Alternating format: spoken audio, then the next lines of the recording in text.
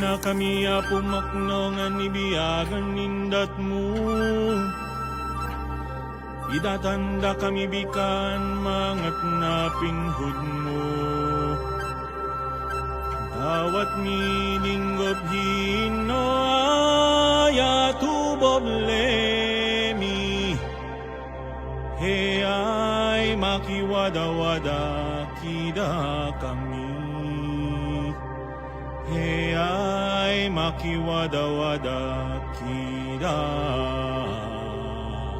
He ay makiwada-wada, he ay makiwada-wada kida kami. Bismillahirrahmanirrahim. Assalamualaikum warahmatullahi ta'ala wal barakatuh.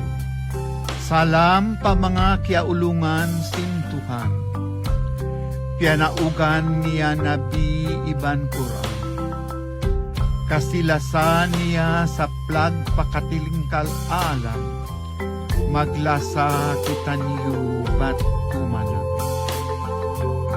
Mbo Tuhan, tunggal nu sa sangdolan kami. Buwanin kami rijiki maglabi-labi. Lausangom rahmat nu subay panpinugji. Hangkan kita bi subay magkasih-kasih.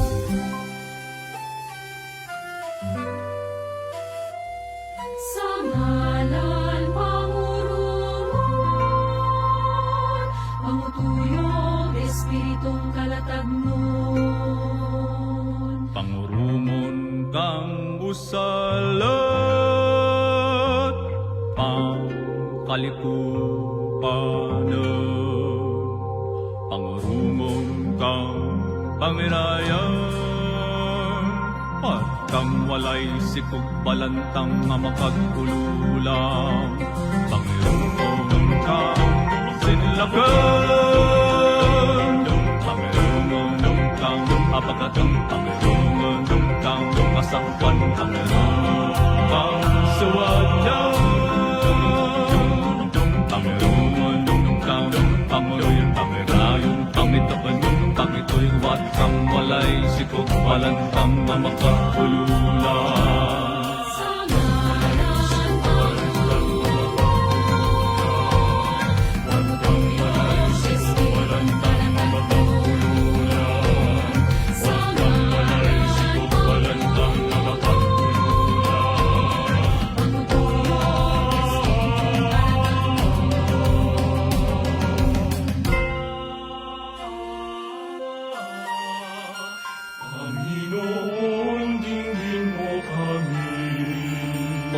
Diyos na mapagkalang, hiling namin ang pagpapalaganap ng kaalaman sa bawat nilalang. Panginoon, dinggin mo kami. O Diyos ng awa, bigyan mo kami ng kakayahan sa pagtataguyod ng pakikipag-ugnayan sa bawat isa. Panginoon, dinggin mo kami. O Diyos na mapagkalinga, mangyaring ikawan ang pagpapaunlad ng kalikasan ng tao sa mundo. Panginoon, dinggin mo kami. O Diyos ng pag-ibig, tulutan mo ang aming bansa ng pagkakaisa at pagkakaunawaan sa gitna ng pagkakaiba-iba. Panginoon, dinggin mo kami. Panginoon, dinggin mo kami. Panginoon, dinggin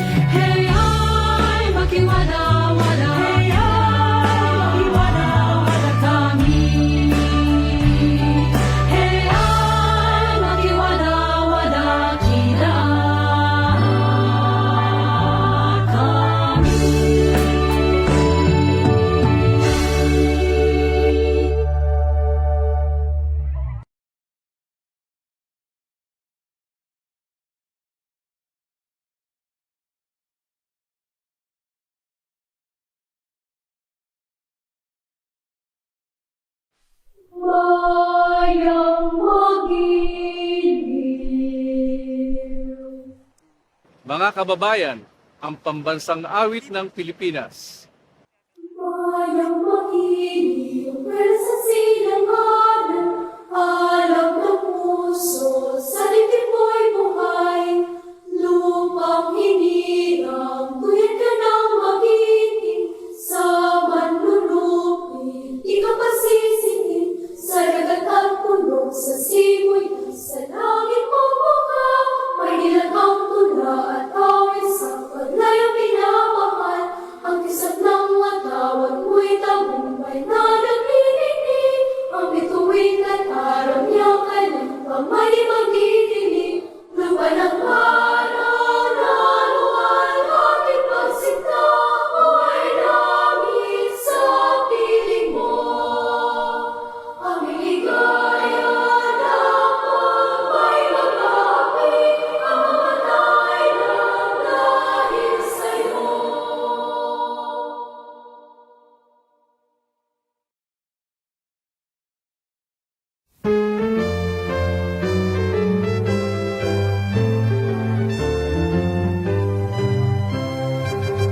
Dumating na ang bagong pag-asa ng ating bansang sinisinta. Ang DOST ay sumilang na lingkod ang bayang sa tuwina. Pagtuklas ng bagong kanunungan sa iba't ibang uring agam. Pagbitig ka sa ganan at kaunlaran ng ating lipunan. Ibandila ang kanyang sagisag, kay tanda ng pagsisikap. Pag-unlad nating pangarap ay biyayang malalasang. Magpugay tayo ng sabay-sabay, mabuhay, mabuhay ang DOST. Ang siyensya'y sandigan na maunlad na bayan, layunin dakila at maipagkakapuri at kaisa ng dalangin para sa ilang bayan. Mabuhay, mabuhay ang DOST. Ang siyensya'y sandigan na maunlad na bayan, layunin dakila at maipagkakapuri at kaisa ng dalangin para sa ilang bayan.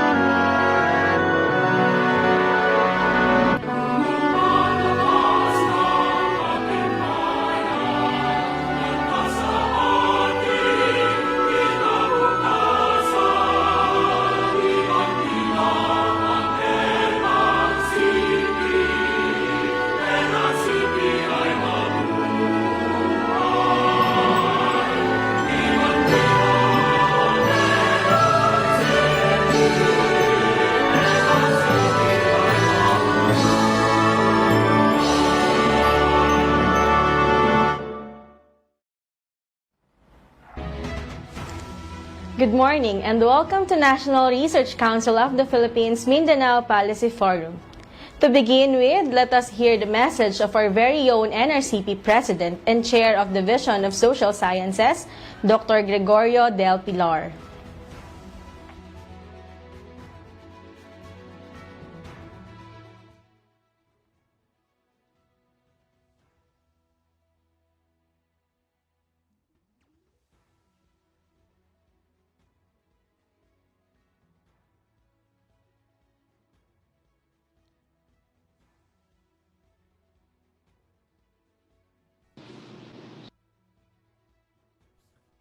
Magandang umaga po sa lahat.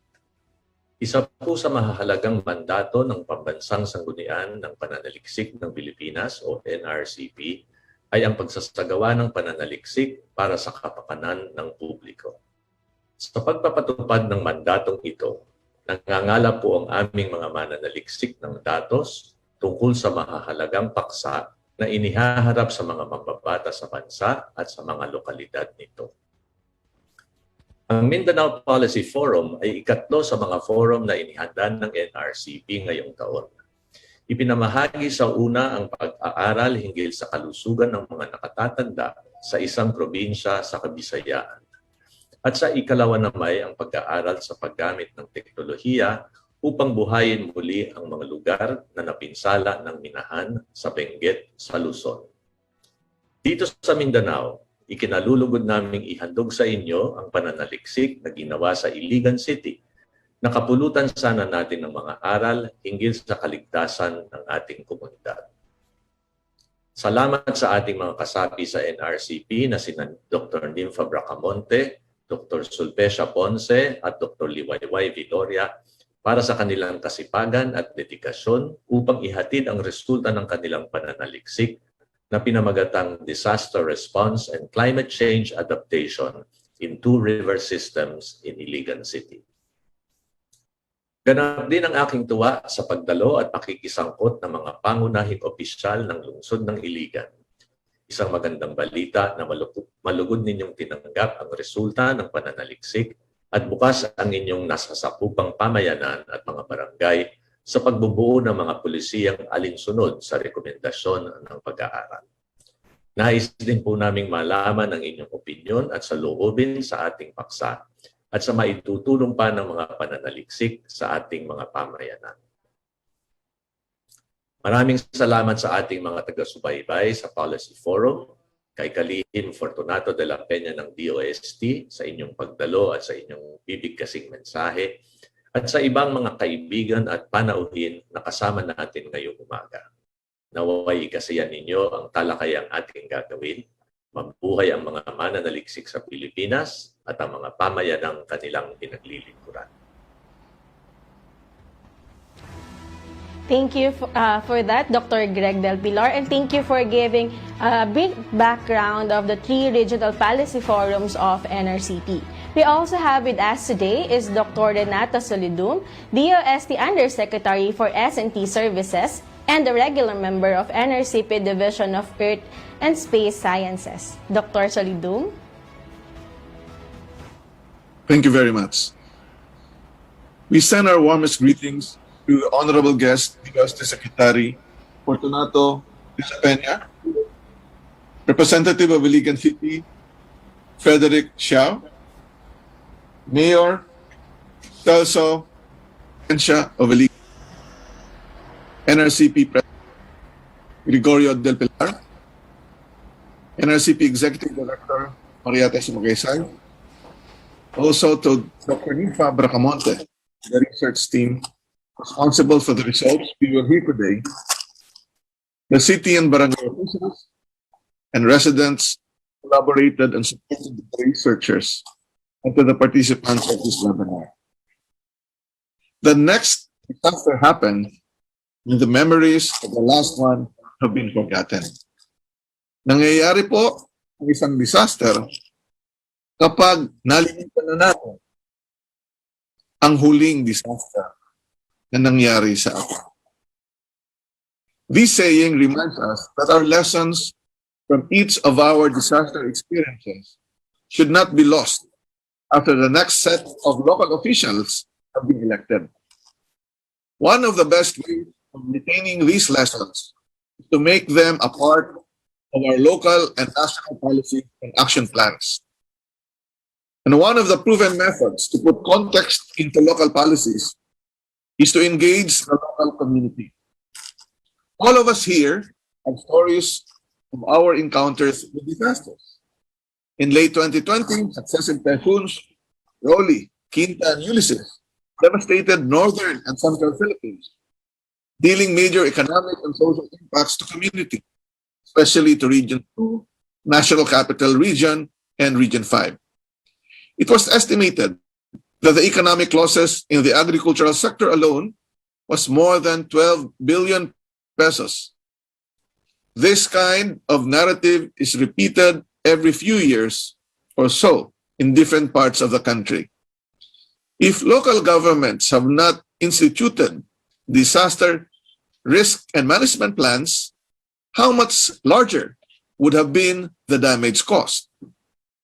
A similar situation of 3 successive typhoons, Hunding, Violeta, and Winnie, devastated Region 3 in November 2004 and part of Calabarzon. A year later, DOST through FIVOX and Pagasa, together with DNR, MGB, and the Office of Civil Defense, began instituting the Community-Based Early Warning System, or CBEWS, as an approach to build the resilience of the municipalities of the Real, Infanta, and Nakar in Quezon and Aurora provinces. This was done by building their own capabilities and capacities, including their local knowledge and practices after a period of technical assistance by the national agencies. CBUS is a system for issuing hazard warnings that is co-developed with technical authorities, but managed and maintained by the community it gives importance to, the lived experiences of the members of the community who are directly affected by the devastating hazards, and recognizes that these are valuable evidence for community resilience or the lack thereof. Under the Project CBUS for tsunami, flood, and landslides, under the READY project were co-developed and implemented in 12 pilot provinces between 2007 and 2012. And in particular, the CBUS for tsunami has proven a few times when barangays evacuated themselves on the strength of their own decision to their identified evacuation areas when a tsunami warning was issued to their town. That example of community decision-making demonstrates that community-based early warning system provides communities and local leaders with relevant information of risks that they can translate into their own prevention and mitigation, and preparedness and response plans and actions. CBUS helps us to reduce loss of lives and assets by ensuring that individuals and communities have science-based appreciation and science-based knowledge of what is threatening them, and that they are capable of appropriate responses to the threat in a timely manner, using the means that are available and meaningful to their context. In 2011 and 2012, Typhoon Pablo and Sendong, respectively, caused much damage in western Mindanao. The cities of Cagayan de Oro and Iligan were particularly hard hit. To assist the recovery and rebuilding of these cities, community-based disaster risk reduction and management efforts were introduced in 2012 through the Twin Phoenix project. Similar to CBUS, implemented in Real, Infanta, and Nakar, the project used the same approach of directly engaging those who have experienced the calamities.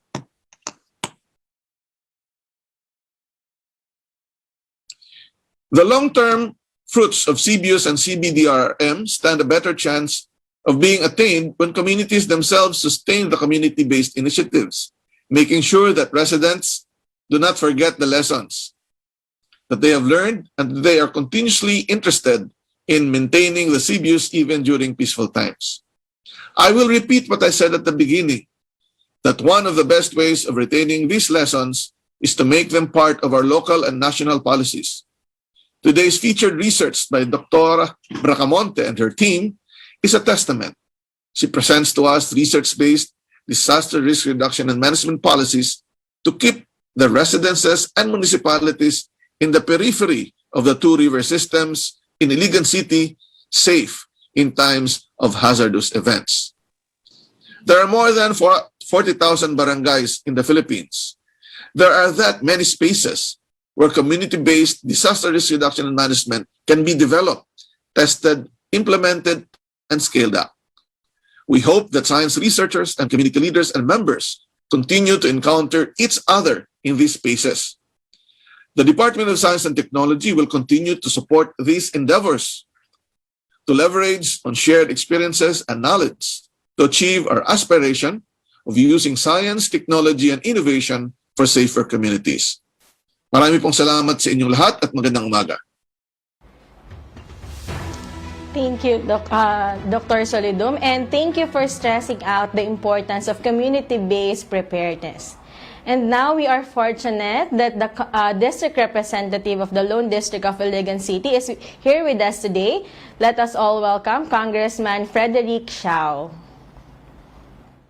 To the officers and members of the National Research Council of the Philippines and the Department of Science and Technology, distinguished guests, government officials, attendees, friends, ladies and gentlemen, a pleasant day. Thank you for giving me this opportunity to deliver a message at this forum. The tropical storm, Washi, known locally as Sendong, served as an important eye-opener for Iligan City about the importance of disaster risk reduction and management, or DRRM. While historically, the city is not known to be prone to disasters, the disaster triggered by Sendong in December 16, 2011 proved that at a time of climate change, there is no room for complacency and inaction.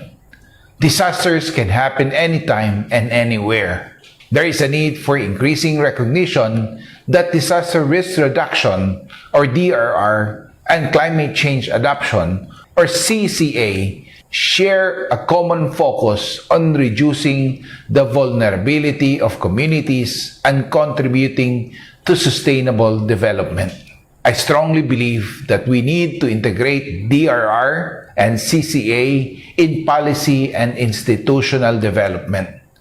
The greatest potential for harmonizing these two is the community-level, community-based adoption, ecosystem-based adoption, and community-based DRM are powerful approaches for transcending the unproductive distinction between CCA and DRR that still pervades policies and planning. With the sad experience of Iligan City with the storm Sendong, the Committee on DRRM and CCA adopted a legislative milestone through the 15th Council of the City of Iligan, the Iligan City Disaster Risk Reduction and Management Ordinance of 2013, which concerns the allocation and use of local government resources and enhancing transparency and accountability in the use of government machineries and funds for disaster management. As the chairman of the Committee on DRRM and CCA, effective and progressive public service was my main thrust for Iligan City to be safe and disaster resilient. It is important to generate increased interest among the local government leaders of Iligan, community leaders, implementing national agencies, and other concerned stakeholders to reduce disaster risk for the most vulnerable people in the hazard areas of our city. The DRRM Ordinance of 2013 was a response to ensure the integration of DRRM and CCA into local government plans, programs, and budget as a strategy in sustainable development and poverty reduction. We have already experienced a very catastrophic calamity with Sendong that devastated Iligan. This time, we need to be aware of our roles in making Iligan City safe and disaster resilient. We need to stress the importance of preparedness, prevention, and mitigation in DRRM. We need the sincere commitment and steadfast implementation of the said ordinance. Execution is key for the success of the landmark legislation. Strengthening disaster preparedness at the city and barangay levels is very critical to save lives, protect livelihoods, and strengthen recovery from disasters and crises. This includes anticipating the disasters we might face and knowing how to manage disasters when they do strike. It also includes rehearsing our procedures and working out where the gaps are so that we can be ready when we are needed most. As a proactive response, an ordinance we authored approving and adopting the city flood contingency plan was approved by the 15th Council on December 17, 2014, 3 years since Sendong hit Iligan City. Formulated by government agencies and local and international organizations, the plan aims to facilitate organized and coordinated actions during the occurrence of a disaster and establish a comprehensive flood-focused contingency plan, an important component of the city's flood early warning system. Again, what is lacking here is the implementation. These ordinances are of no value without execution. As a public official and the congressman of the Lone District of Iligan, it is my greatest aspiration to reduce the vulnerability and enhance the disaster resilience of the local community to climate hazards.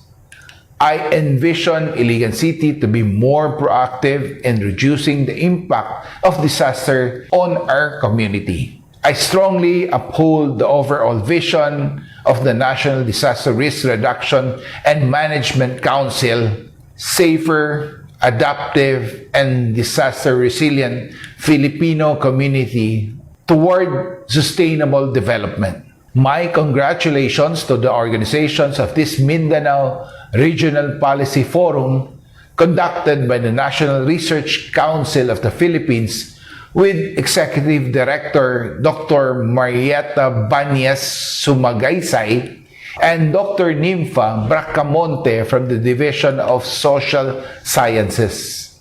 I would also like to remind everyone to keep observing our standard health protocols. Let's keep wearing our face masks and face shields and wash and disinfect our hands regularly.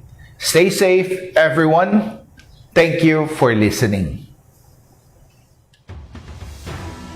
Thank you so much, Congressman Xiao. And noted po on your point. So, tandaan po natin, always wear our face mask, lalo na kung may kasama tayo sa room or sa lugar. And then, always wash our hands. Marami pong salamat sa paalala, Congressman Xiao. And now, let us hear the message of the ever-supportive DOST Secretary and the regular member of NRCP Division of Engineering and Industrial Research, Professor Secretary Fortunata de la Peña. Good morning, everyone. Allow me to extend my warmest regards to our esteemed guest, the representative of Iligan City, Frederick Xiao, to DOST Undersecretary Renato Solidum, to the President of the NRCP, Gregorio del Pilar, to the NRCP Executive Director, Marieta Sumagaysay, and Dr. Nympha Bracamonte and her research team, composed of to Dr. Sulpecia Ponce, to Dr. Liwayway Biloria, and to Professor Annabel Embornas and their members, the local leaders, barangay officials, and residents who collaborated and supported the researchers, and to the participants of this webinar. Since November 2020, there is a group of national and regional government agencies and offices formed into what is called the Task Force Build Back Better. This group is responsible for identifying and implementing the recovery and rehabilitation of communities in Luzon devastated by typhoons Quinta, Rolly, and Ulysses late last year. Are you among those who constantly ask why do we Filipinos repeatedly experience the need to divert resources towards rebuilding from disasters? Are you among those who reflect where would the Philippines now stand in development? Were not our gains intermittently wiped out by calamities? These kinds of reflections are truly useful and helpful, especially if they stimulate critical analysis and spur people to take actions to improve the situation. That is the reason why we have today this forum, the Mindanao Policy Forum. We thank our research partners, Dr. Bracamonte, for taking the lead in this research endeavor, as well as our community partners represented here today by their barangay chairs for welcoming the researchers into their communities. But let me ask you, dear colleagues and guests, do you look at disasters from the perspective of a glass half empty or a glass half full? Because there is another track of question we probably hear less often. If our national and local governments did not institute any disaster risk reduction and management efforts, how much bigger would have been our losses after each disaster? This is a question that is difficult to answer because we cannot directly see and measure possibilities and potentials.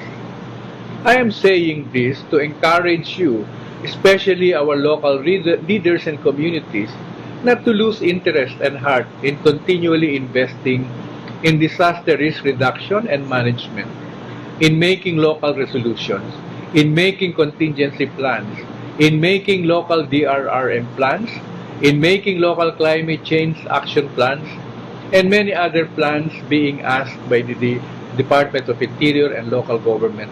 Because every prevention and mitigation investment and every preparedness and response actions that were taken must have surely saved lives and properties.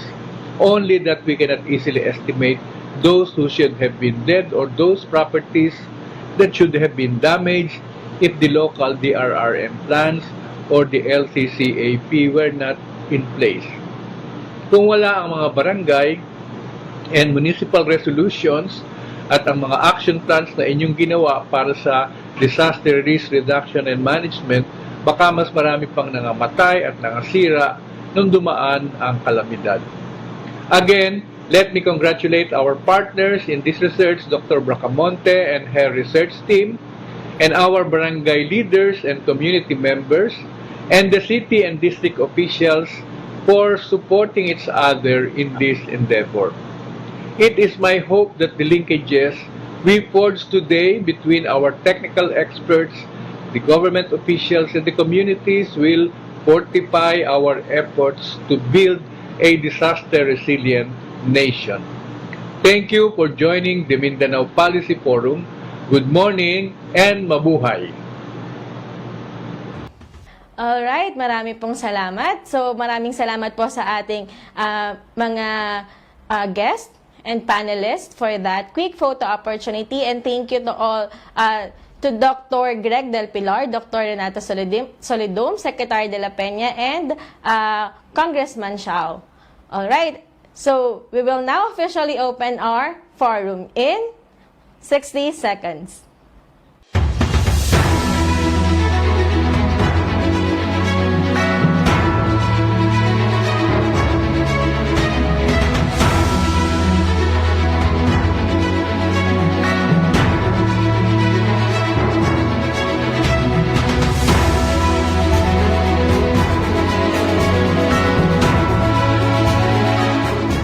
Again, welcome to NRCP's Mindanao Policy Forum with the theme Keeping Everyone Safe, Disaster Management Towards Climate Change Adaptation in the Two River Systems in Iligan City. I would like to acknowledge all our attendees panelists and guests from the LGUs, and our researchers, Dr. Nympha Bracamonte, Dr. Liwayway Viloria, Dr. Sulpecia Ponce, and Professor Amabel Embornas. Alright, so may I remind everyone to have your reaction, or if you have questions, so please type that in the chat box. Alright, so kung may mga tanong lang po or questions, if you want to be engaged and fully engaged in this forum, please have your questions or reactions in the chat box of our Zoom. Good morning po sa ating mga researchers. Maayong buntag. Maayong buntag po. Magandang umaga. Ayan. So, sa ating mga attendees and panelists, I have a question po. So, ano po ba yung ating Sendong experience? So, as we all know, itong ating forum will discuss on Sendong. So, yung ating mga viewers po muna, ating mga panelists and attendees, ano po yung ating Sendong experience? Can you recall? So, in 2011 po ito, December 2011, when Philippines was greatly hit by severe typhoon Sendong. So, please have your reaction or yung experience nyo in the chat box. Alright, so sa ating mga sa ating mga researchers, I have actually few questions. So first po is kay Dr. Nympha Bracamonte. Ma'am, good morning po. Ang question ko, ma'am, so many viewers and attendees probably is asking why Typhoon Sendong? Bakit po ba Typhoon Sendong yung ating napili na study? And what was the experience of Mindanao with Sendong? In 2011, December 17, and after that, the twin cities of Iligan and Cagayan de Oro were among those that were badly hit, costing thousands of lives and destroying properties, infrastructures, as well as damaging the environment. In fact, in Iligan City, 29 out of 44 barangays were really affected. And in the academe, we are a producer of knowledge, and it behoves upon us to document the experiences so that we can share them and later on reflect on the experiences. And most importantly, we believe the pillars of sustainable development, as well as the embodiments of climate disaster resilience. So it is very important that we put science through research and eventually later on move forwards to action. Marami pong salamat, Dr. Nympha. Maganda po yan. Science-based po yung ating mga, kung meron tayong mga policy recommendations, these are research-based or science-based. So I heard po that Dr. Embornas or Professor Embornas has the story of her first-hand experience with Sendong. Ma'am, can you share with us that experience po? Okay, thank you, Ms. Kay. So, recalling what happened is quite traumatic for me. It was December 16, around 11 p.m., and I could not sleep because of the strong wind. We heard about the storm through Pag-asa, but it did not really register because usually storms just pass through without any negative impact in Iligan City. So my husband noticed that the water level in the canals were rising and decided that we need to evacuate. We also told our neighbors to evacuate too. We stayed at Maria Cristina Hotel because it is the tallest building in the city. And we stayed there for the rest of the night.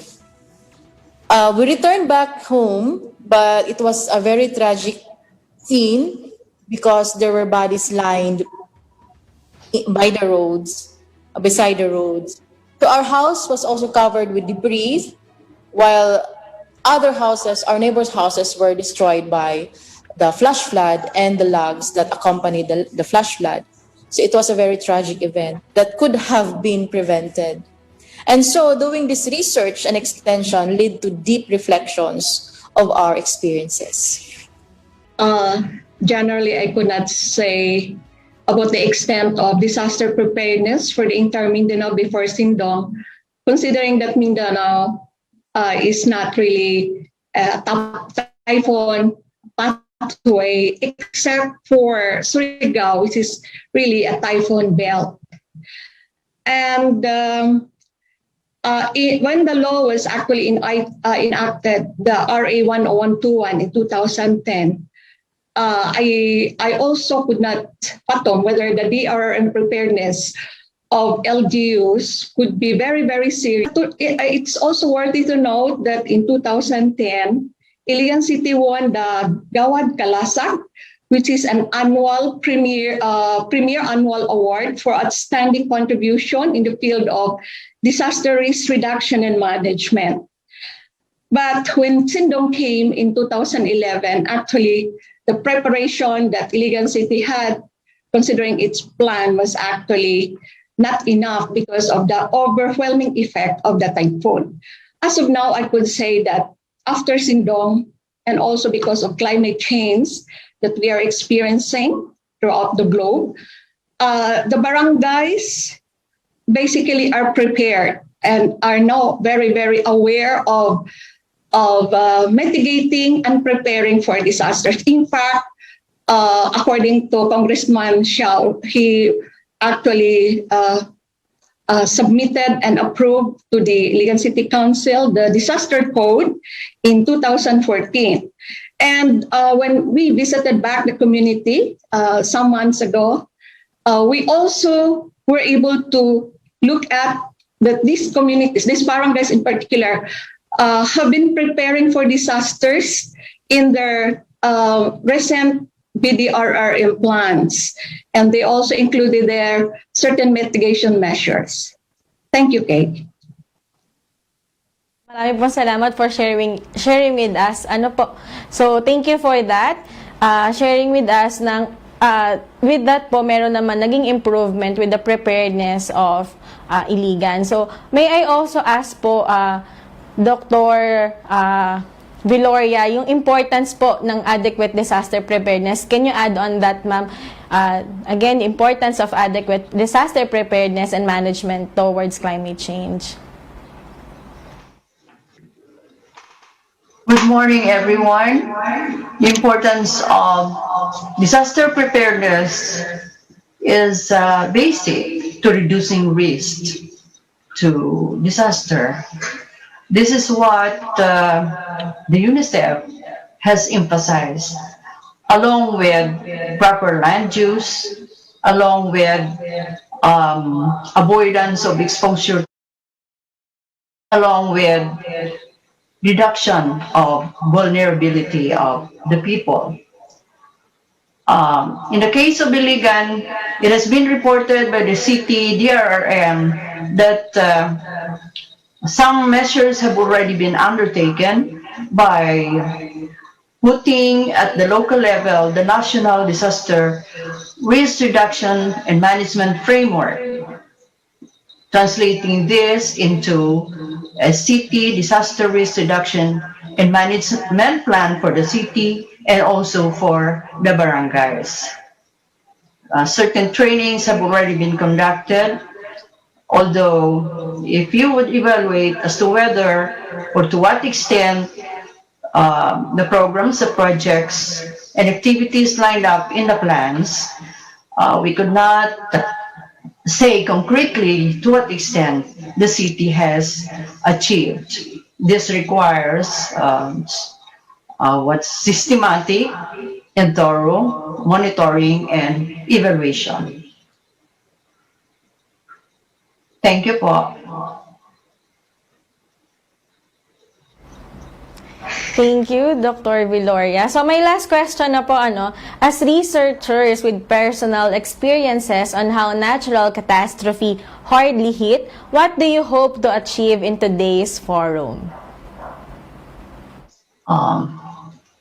Certainly, the barangays involved in the study and for those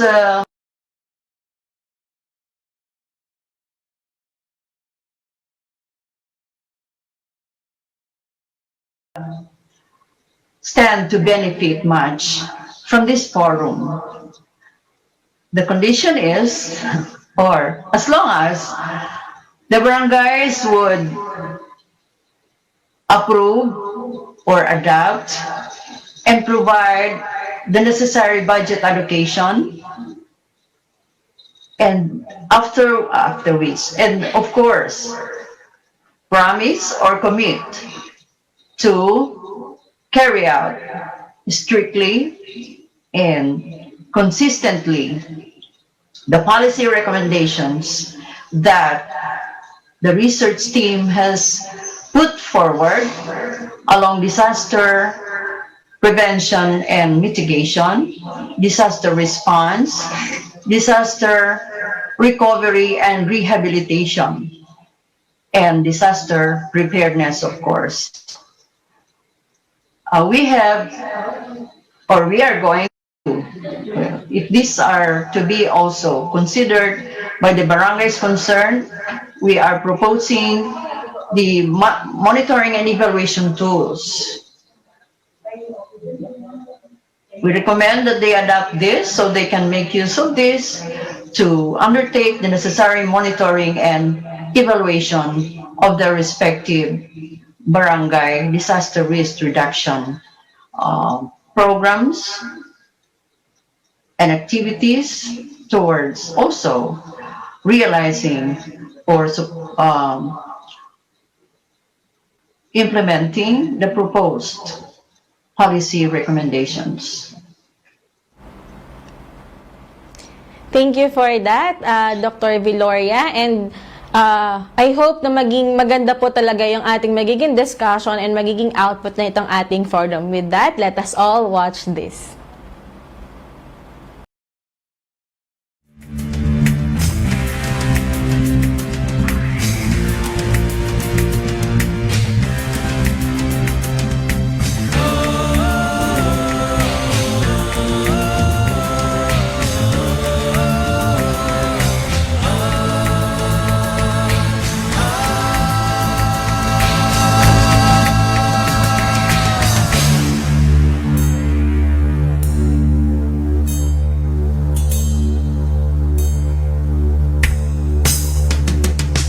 December 17 in the year 2011 at 1 o'clock in the morning, most people were sleeping. Christmas lights were twinkling, some people partying. Heavy rains downpouring and strong wind was blowing. Seems no one was listening, a huge storm was coming. The tide getting stronger in the Matulog River, roaring from the mountain and hurling to the downstream, destroying everything that is standing on the plain.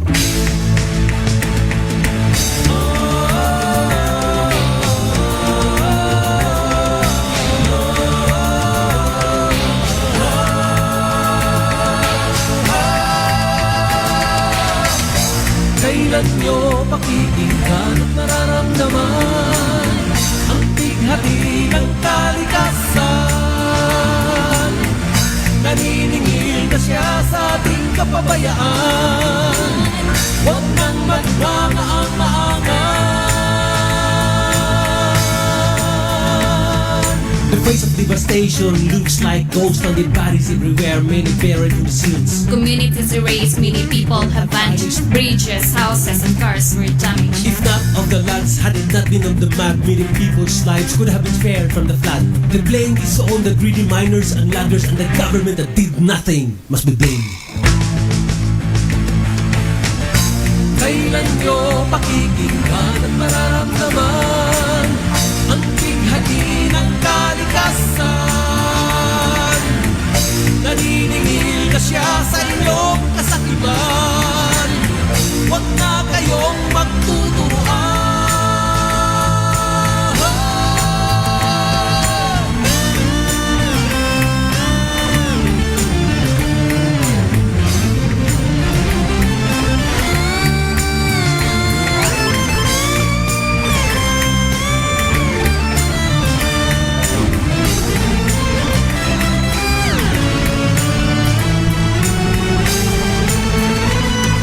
The lessons Lessons from Sendong must not be forgotten. Before any storm, get into the preparation. When there is disaster, quick response should be quicker. Otherwise, it will be another disaster.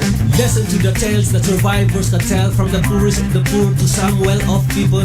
Doses of relief aren't enough for their grief, but we need to get up and rebuild our lives.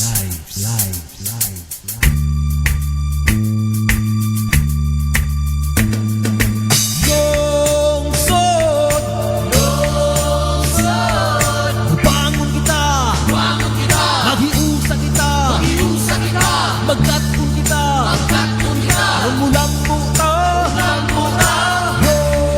lungsod,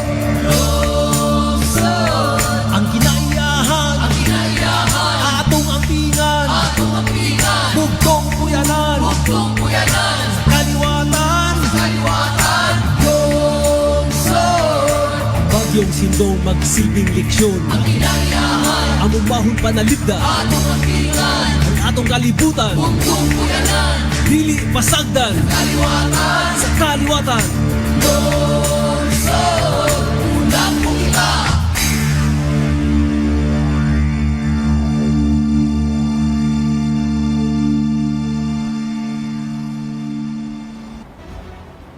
Maraming salamat for that AVP presentation of the lessons of Sendong. So makikita po natin dito yung naging epekto ng bagyong Sendong sa Mindanao. And I want to emphasize the message on that AVP na mahalaga talaga na mayroong disaster preparedness and quick response during disaster.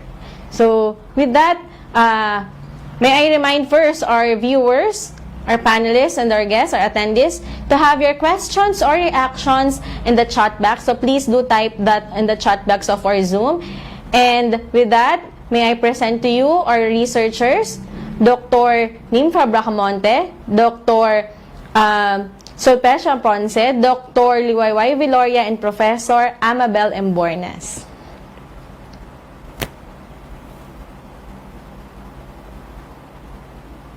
Maayong buntag, a pleasant morning to everyone here at the Mindanao Policy Forum.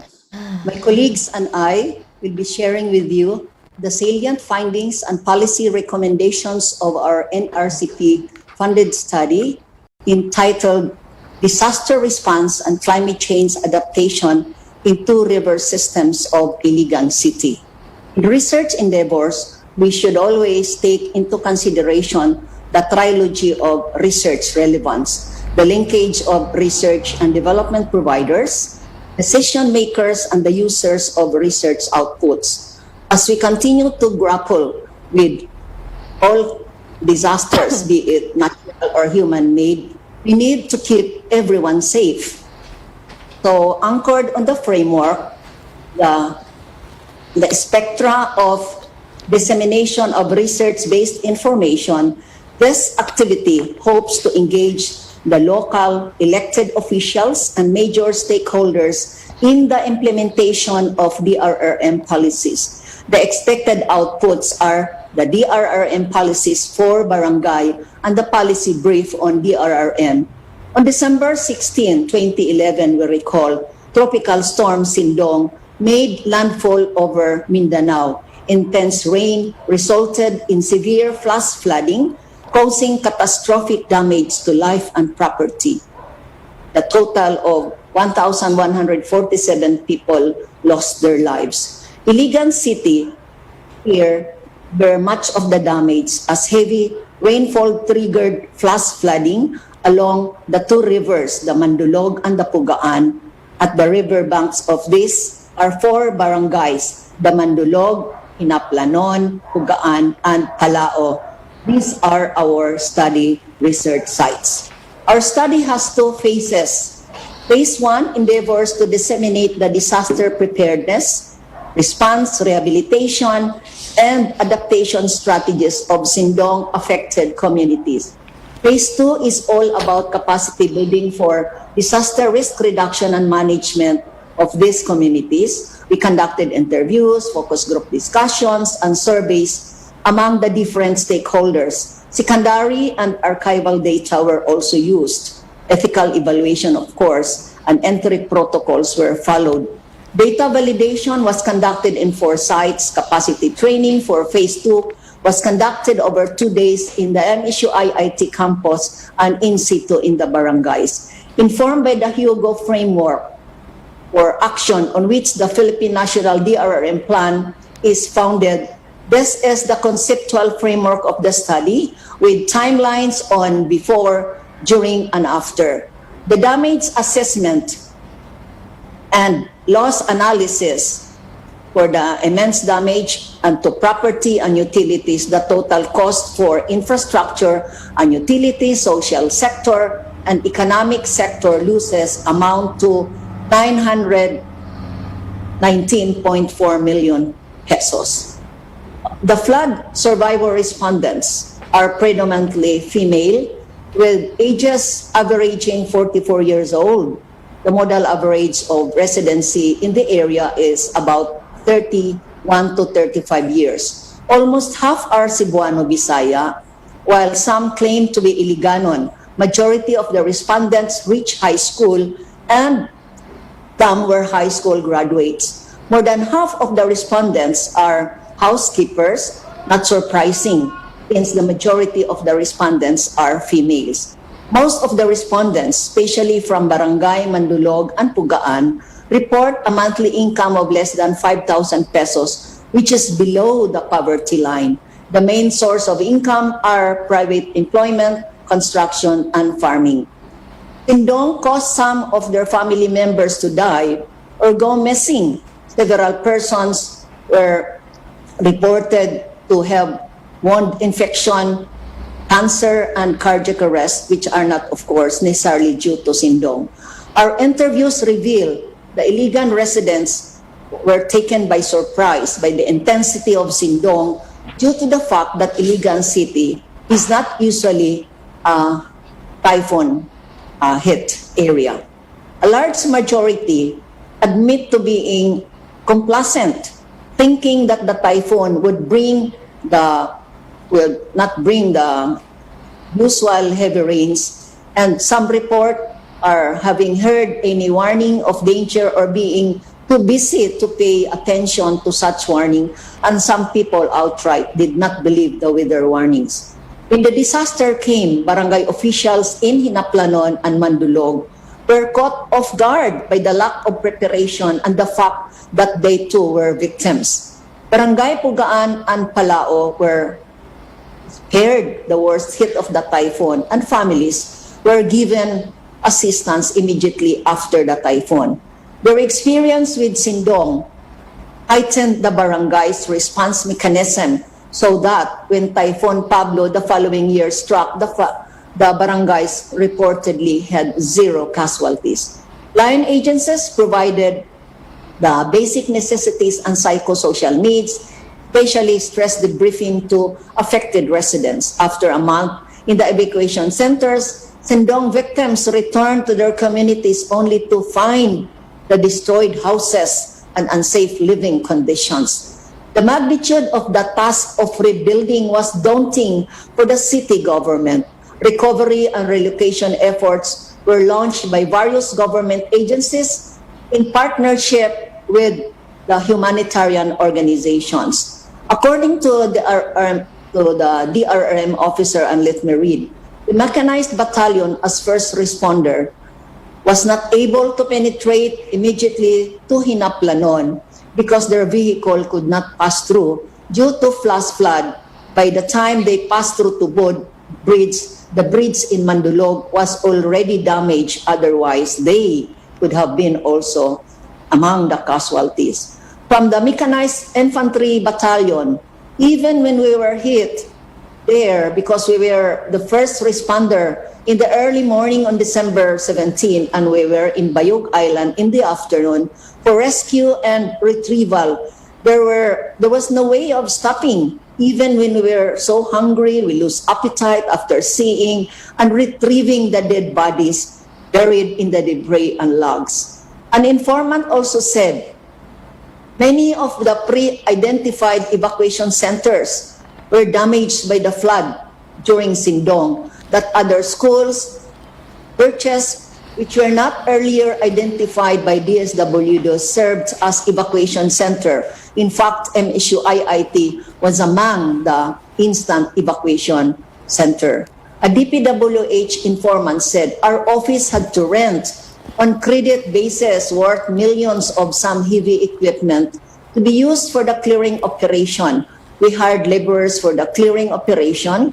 We housed them in the office as they are sleeping there, and we, the DPWH officials and staff, contributed for their daily subsistence.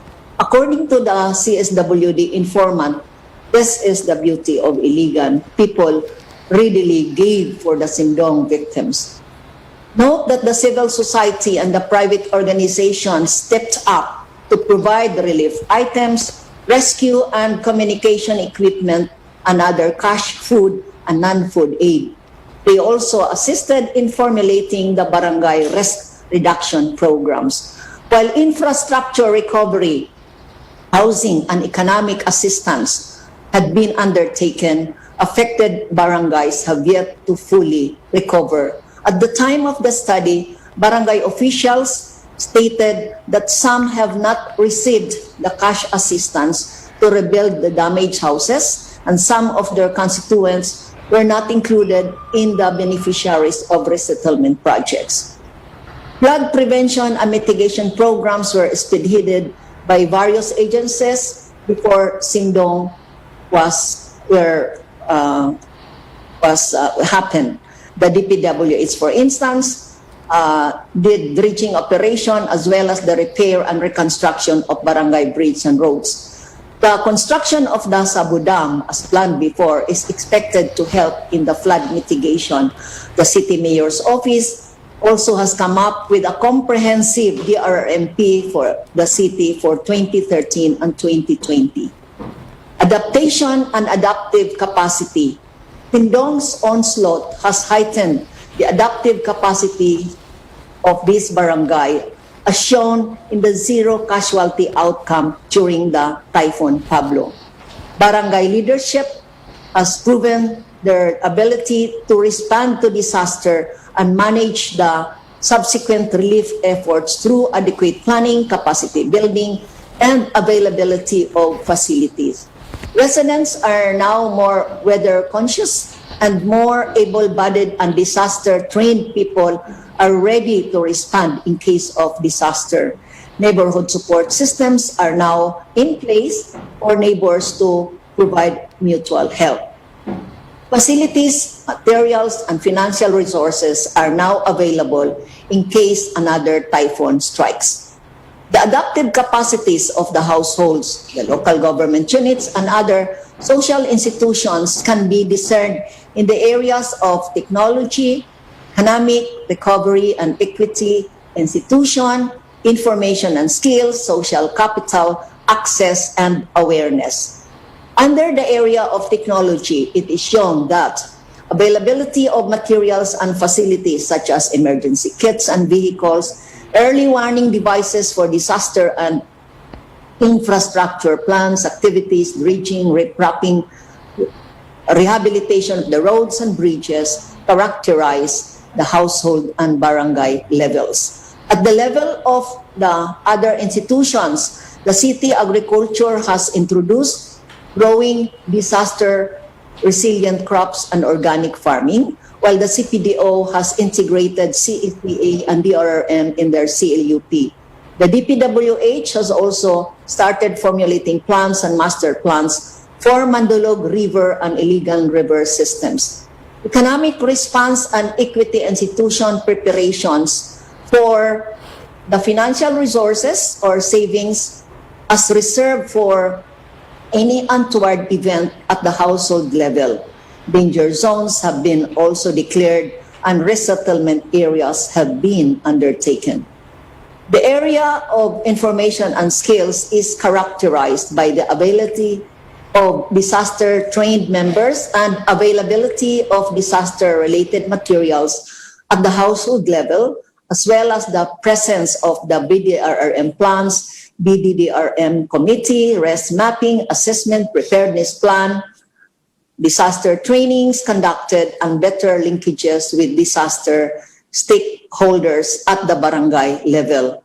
On the other hand, the drafting of the city DRM plan for 2013 and 2020 of Iligan City may be viewed as the adaptation at the institutional level. In addition, the communities have participated in various trainings to build risks and management capacity. This strengthens the capacity of the local institutions to undertake climate change initiatives, interagency engagements between the LGUs, academic, government agencies, and civil society organizations manifest the synergy between public and private partnership. As to social capital, the enhanced disaster capacity through mutual help support, system of the neighbors, and availability of disaster trained members involve adaptation at the household levels. On the other hand, the barangay makes use of their local knowledge system and disaster mobilization, access to loans by individuals, and availability of loans packages by institutions may be regarded as determinant to adaptation. Furthermore, increased disaster awareness has brought about the heightened consciousness and preparedness as repeatedly mentioned. These are manifested in such undertakings as clearing of the canals, the drainage, relocating, retrofitting structures, proper solid waste management, and not building residences near the river. At the barangay level, these are supported by preempted evacuations and projects strengthening the solid waste management, tree growing, and organic farming. For capacity building and training and monitoring evaluation, we did this. For day one, we invited experts to give inputs on project briefing, disaster hazard, geologic and hydrometeorological hazards, risk and geohazard maps of Iligan City, risk assessment, hazard analysis, vulnerabilities, and capacity assessment, as well as community-managed disaster risk reduction. On day two, for part of our capacity training, we had community mapping, and the participants were taught about the community risk, vulnerability, capacity assessment, utilizing a common guide or tool. From the BDRM plan at the barangay level, the barangays identify the hazard-prone areas, the vulnerable sectors to be affected, evacuation areas, and undertook capacity assessment of the barangay. The types of hazards, the places, people highly vulnerable to these hazards, and their coping strategies were identified, and the barangay disaster capacity was also determined.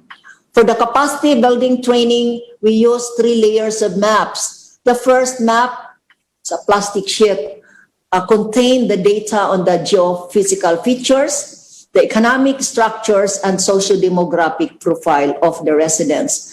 For the second layer of the map, this included the height of the flood during Sindong and Pablo, the number of the victims, the number of houses destroyed, structures damaged, farming, fishing areas damaged, as well as the cultural structures that were damaged. And the third layer of the map was the location of the movement during Sindong and Pablo, particularly the initial movement of the residents, the specific areas that were deemed safe and unsafe from identified disasters, and the capacities of the barangay household during disasters. Our team provided the monitoring tool to the 4 barangays that can be used to keep track of every disaster that they may experience. To conclude, disaster risk reduction and management, indeed, is a continuing global challenge that needs to be addressed at the local level.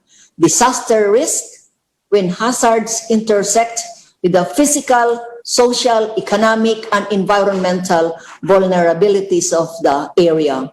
The geophysical and socio-economic features of both the upland and the lowland barangays along the two river systems' close proximity to the hydro-meteorological hazards, coupled with their poor socioeconomic condition, make these communities highly vulnerable to the impacts of such hazards. Constituents mostly engage in resource extractive livelihood such as sand quarrying, illegal logging, timber poaching, which is aggravated by improper and inefficient solid waste management that some finds its way to the river.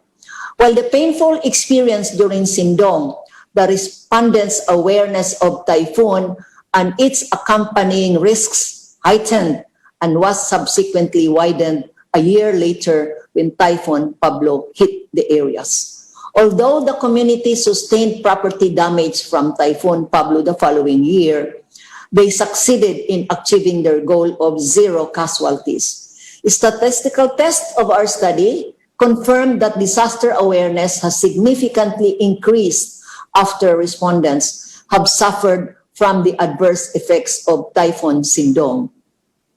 The trend in heightened awareness further reflected to disaster preparedness, which significantly increased both at the household and the barangay levels. Findings also revealed that radio and television through which Pag-asa and local government DRRMCs disseminate potential hazards have significantly gained credibility among the respondents. The adaptive capacities of the households, LGUs, and other social institutions are depicted in the areas of technology, economic resources and equity institutions, information and skills, social capital, access, and awareness. This confirms that Filipinos have indeed a culture of hazard coping by adapting to natural hazards in the flexible rise of technology in domestic architecture and diversified farming methods to formal and informal community stakeholders and reciprocal exchanges as postulated by Bankov in 2003 and illustrated in this study.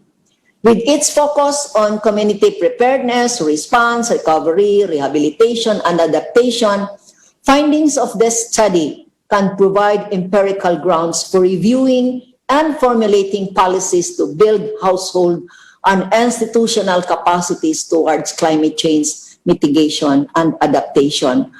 An integrated and multi-hazard approach to disaster risk reduction must be factored into the policies, plans, and programs. This will hopefully translate and put into place the principles embodied in the Hugo Framework of Action in which our country is a signatory. In this sense, undertakings at the micro level play a crucial role in the implementation of international development goals such as the Millennium Development Goals.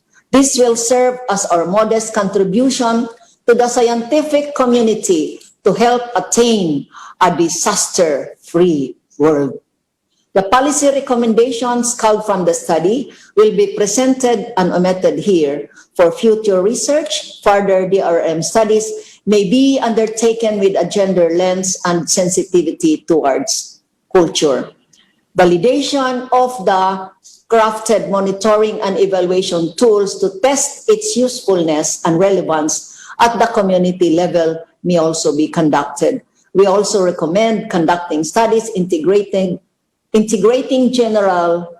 generated findings towards theory building on disaster risk reduction and management and climate change adaptation.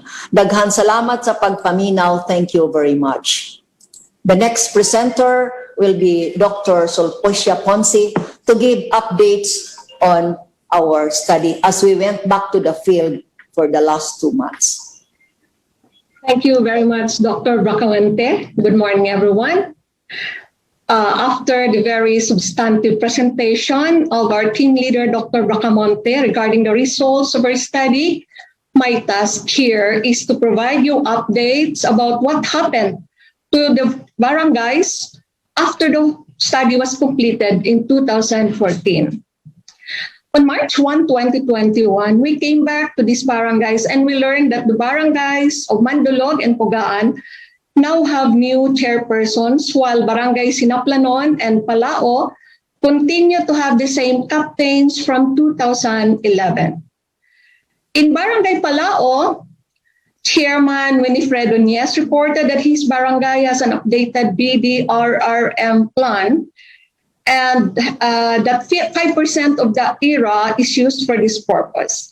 However, due to COVID-19, this budget needed to be realigned in order to supply relief goods to its constituents in quarantine. The barangay also received a copy of our executive summary, however, RRM. This is of particular concern since Barangay Pugaan is prone to flooding and landslides.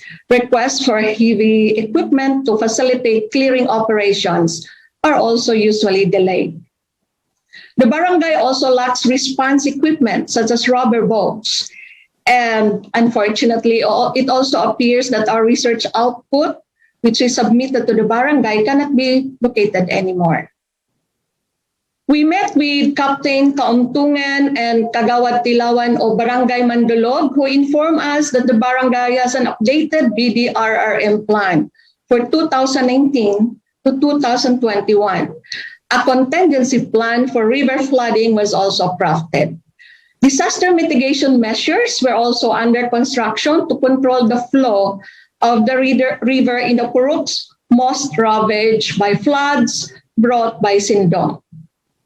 The Red Cross has also provided support, training, and equipment for the barangay up to the present. Sadly, the whereabouts of a good number of BDRRM equipment like rescue beds, handheld radios, which were available before and after Sindong, as well as the pertinent barangay documents, including our study, could no longer be found. The barangay needs more training and equipment for emergencies. It does not have a dedicated evacuation center and flood marker and rain gauge situated along Kapay River, which is a tributary to Mandulog River, were also stolen and are not yet replaced. Kagawad Mr. Aquino of Barangay Hinaplanon informed us that his barangay had forged post-Sindong linkages with various government agencies and other NGOs that deal with disaster risk mitigation. As with the other barangays, the BDRRM's focus at the moment is with COVID-19. However, the barangay has an updated BDRRM plan, just like the other barangays also. And it has passed several post-Sindong resolutions to increase its resilience against disasters. The 5% era has also been allocated for disaster preparedness and response activities. As a result, the barangay has been successful in community mobilization and preemptive evacuation during extreme flooding events after Sindong. Currently, officials in Hinaplanon are unable to monitor the Mandalog River since the rain and water level gauges were stolen. We were also informed that a copy of the study we provided to the barangay can no longer be retrieved. In preparation for this forum, we visited the following officials and provided them with the draft barangay resolutions for their comments and response. And aside from our research, there are also a number of studies related to Sindong that focus on several areas. Some of these have been published in scientific journals and presented in international conferences. That's all, and thank you.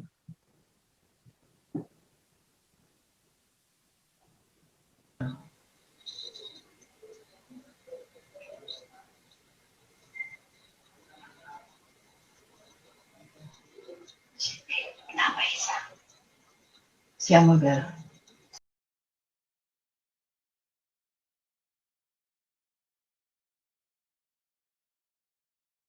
Okay, good morning once again, everyone.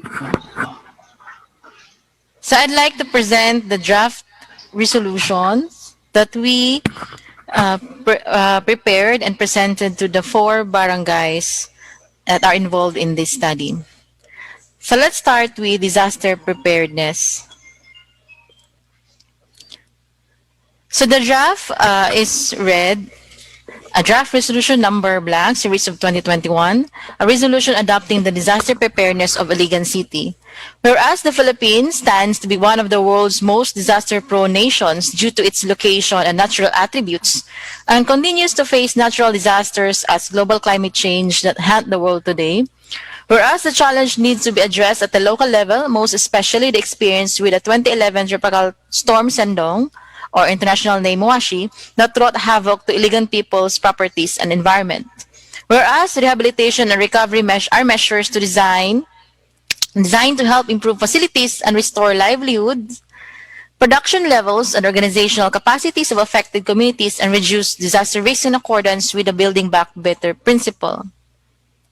Whereas the Mindanao State University Iligan Institute of Technology, with funding from the National Research Council of the Philippines, conducted a study in 2013 to 2014 titled Disaster Management Towards Climate Change Adaptation in Two River Systems in Iligan City, comprising 2 phases. Phase 1, Disaster Preparedness, Response, Rehabilitation, and Adaptation, and Phase 2, towards capacity building of communities at risks. Phases 1 and 2 cover the Mandalog River System, Mandalog as the upland barangay and Hanaplano as the lowland barangay, and Pugaan River System, Pugaan as the upland barangay and Palao as the lowland barangay. Whereas based on the results of the NRCP funded research, where it was found that there was low awareness among the respondents of the upcoming Typhoon Sendong, and given their low level of awareness, the respondents were unprepared when the typhoon hit Iligan City. Also, there was a significant result on the statistical test between disaster awareness and preparedness, which means that heightened awareness is reflected in disaster preparedness, which increased during the onslaught of Typhoon Pablo just a year after Typhoon Sendong. Whereas, based on the results of the NRCP-funded research and as provided by Republic Act 10121 or the Philippine Disaster Risk Reduction and Management Act of 2010, every local government unit is tasked to create a local disaster risk reduction and management plan, which covers the 4 aspects of disaster risk reduction and management, namely disaster preparedness, disaster response, disaster prevention and mitigation, and rehabilitation and recovery. Whereas the LDRRMP outlines the activities and programs aimed at strengthening the capacity of the barangay to build disaster resilience through appropriate disaster preparedness. Whereas the LDRRMP should be provided with budget for disaster preparedness activities and programs to include conduct of trainings on disaster preparedness and response, search, rescue, and retrieval operations, conduct of simulation exercises at various levels to test plans and skills, development of information, education, and communication campaign and information sharing between LGU and communities, development of institutionalization of early warning system, information sharing among LGU and communities and the national government, conduct of disaster risk reduction and management researches, conduct of multi-stakeholder dialogue, stockpiling of basic emergency supplies, and other programs and projects of similar nature and which are considered necessary. Resolve that appropriate funds or resources and logistics be provided for the above recommendations to be effectively and efficiently implemented, undertaken, subject to Republic Act 9184, also known as an act providing for the modernization, standardization, and regulation of the procurement activities of the government and for other purposes, and its implementing rules and regulation. Resolve further that copies of this resolution be furnished to the offices of the BDRMC, Association of Barangay Captains, Iligan City Mayor's Office, Office of the Congressional Loan District of Iligan City, CDRRMC, Civil Defense, City Engineer's Office, DILG, CENRO, and City Health Office for the information and easy reference. So carried unanimously and the names of the barangay captains. And for disaster,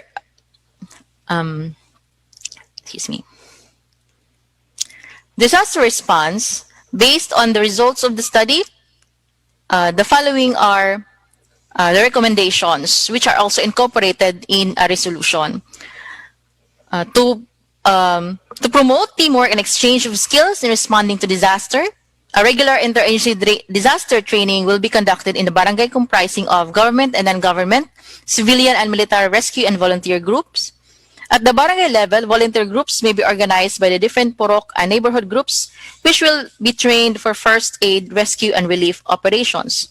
Improve early warning system with periodic emergency response skills, and effective communication system among poroks within a barangay, between barangays and barangay and city local government units for a well-coordinated disaster response must be institutionalized, maintained, and strengthened in each barangay, particularly in the hazard-prone areas. Evacuation centers should be constructed in safe areas using concrete and other permanent or sturdy materials and designed as flood or climate change adaptation. Basic utilities and facilities should be provided in the barangay evacuation center. Lastly, government agencies involved in this disaster response, like CSWD or DSWD, should have a safe and sanitized storehouse where relief items, whether food and non-food items, could be kept for emergency purposes. So whereas the study team has come up with a monitoring and evaluation tool comprising of 2 sections, baseline information and monitoring and evaluation tools to guide data collection regarding the barangay ecosystem profile, climate and disaster history, nature of hazard or disaster, specific areas and people affected, and classification of affected people and effect, and the type and estimate amount of damage. Okay, thank you very much. I now move on to Dr. Viloria.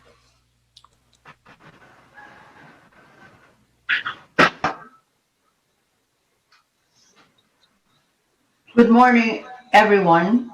Magandang umaga. Maraming salamat po sa pagkakataon na ibinigay ninyo upang isiwalat or i-disseminate ang resulta ng aming pag-aaral tungkol sa disaster na nangyari dito sa Iligan during the Sendong event. But most importantly ay ang opportunity to disseminate our proposed policy recommendations to the barangays affected and were subjects of the study, but without prejudice to those participants who are representing the respective organizations. They may learn as well from these policy recommendations and may adapt the same in the respective organizations or locality. Ito po ang proposed resolution on disaster recovery and rehabilitation. Let me read the proposal. Whereas the Philippines stands to be one of the world's most disaster-prone nations due to its location and natural attributes, and continues to face natural disasters as global climate haunt the world today. Whereas the challenge needs to be addressed at the local level, most especially the experience with the 2011 tropical storm Sendong, or internationally named Washi, that wrought havoc to Iligan people, properties, and the environment. Whereas rehabilitation and recovery are measures designed to help improve facilities and restore the livelihoods, production levels, and organizational capacities of affected communities and reduce disaster risk in accordance with the Building Back Better principle.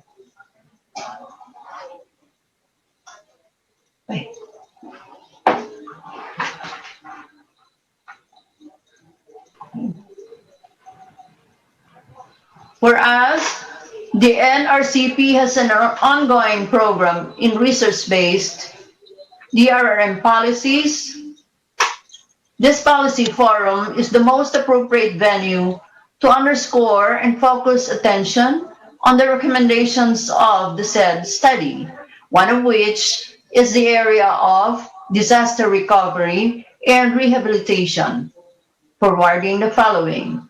First, livelihood assistance package projects must be prioritized among worst hit Sendong victims, and this must be based on systematic resource and capacity needs assessment. It must include values orientation, DRRM and skills training, community cooperative organizing, and credit assistance services, among others. Second, monitoring and evaluation tools must be mainstreamed for regular monitoring of government agencies involved in disaster risk reduction and management. Third, government agencies involved in receiving donations in cash and in kind for disaster need to observe transparency and accountability. And lastly, DRRM climate change adaptation projects must be periodically monitored and evaluated to determine the level of success, identify enabling factors, and cite hindering or disabling factors to determine proper mitigating measures. The study team has come up with a monitoring and evaluation tool comprising two sections based on information and monitoring and evaluation tools to guide data collection regarding the barangay ecosystem profile, climate and disaster history, nature of hazard, disaster specific areas and people affected, classification of affected people, and the effect and the type and estimated amount of damage. Resolve that appropriate funds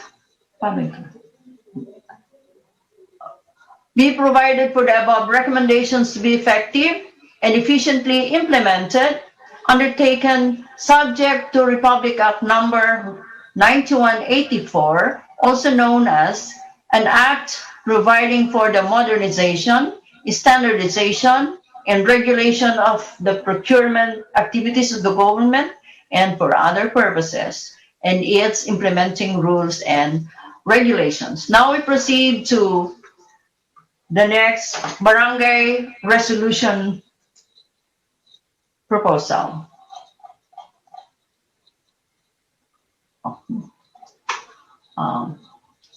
This is the proposed resolution for disaster prevention and mitigation. I may not read anymore the background.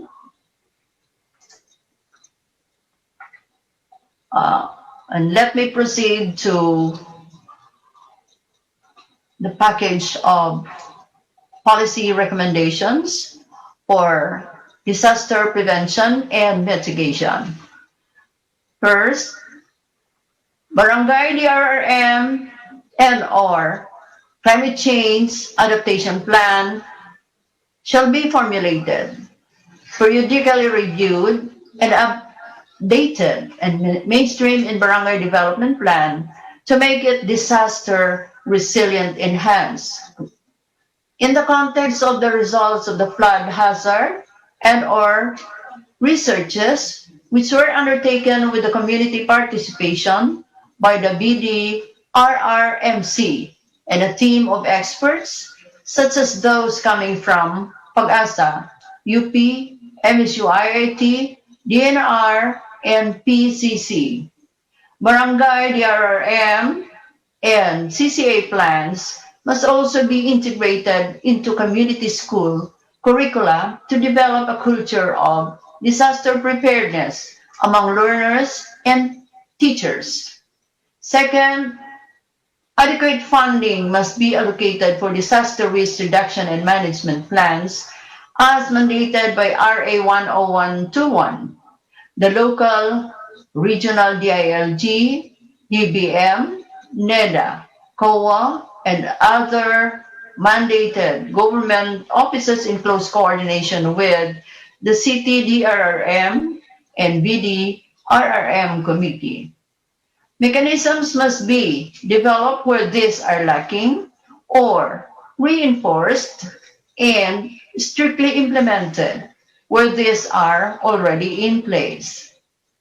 Third, approved BDRRM plans, programs, and projects with budget allocation must be periodically monitored and evaluated with transparency and active participation of authorized POs, emergency response team, and vulnerable groups such as the households residing near the river. Fourth, the no-build zone policy of Iligan City must be strictly enforced, particularly in Puroks and other areas declared as hazard-prone or near a river.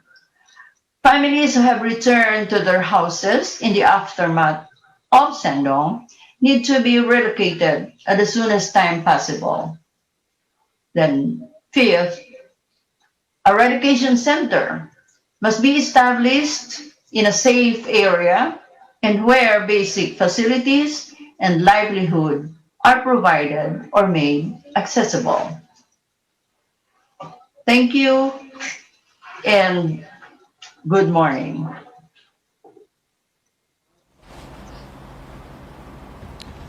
Thank you po again sa ating mga presenter. So I know madami pong comments or mga questions ang ating viewers and panelists.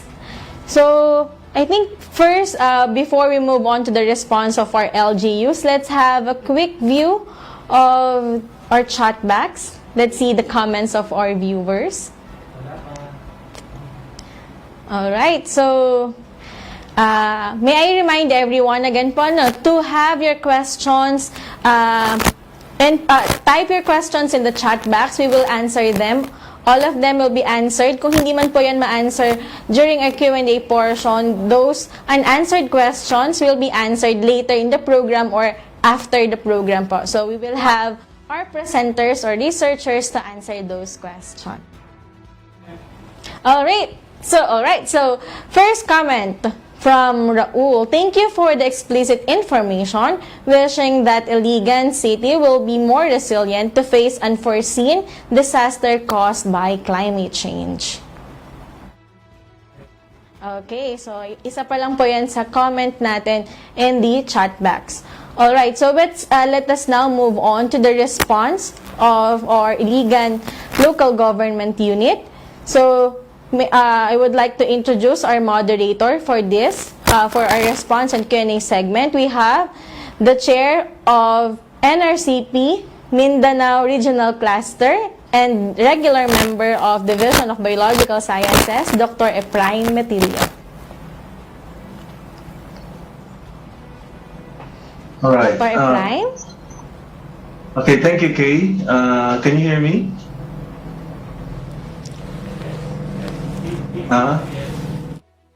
Yes, is it okay?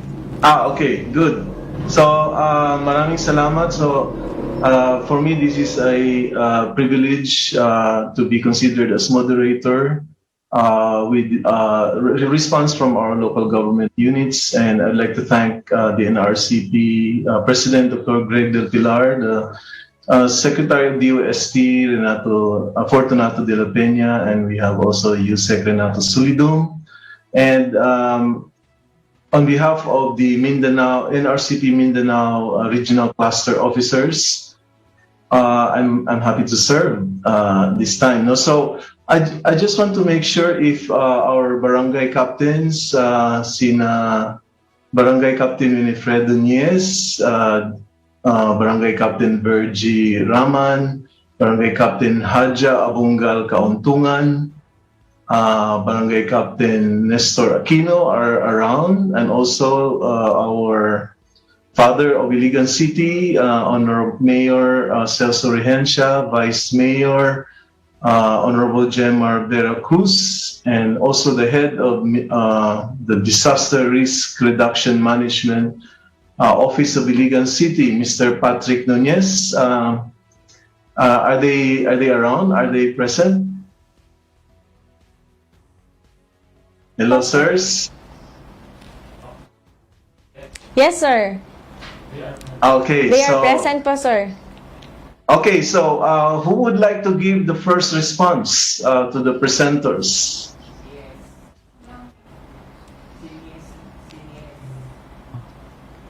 Si Barangay Chairman Nias po. Sir, I think we have him po. Yes. All right, okay. So si Kapitan Buenis, no, very famous basketball player of Iligan City. Sir Boy, kumusta? Okay lang. Good morning. Good morning.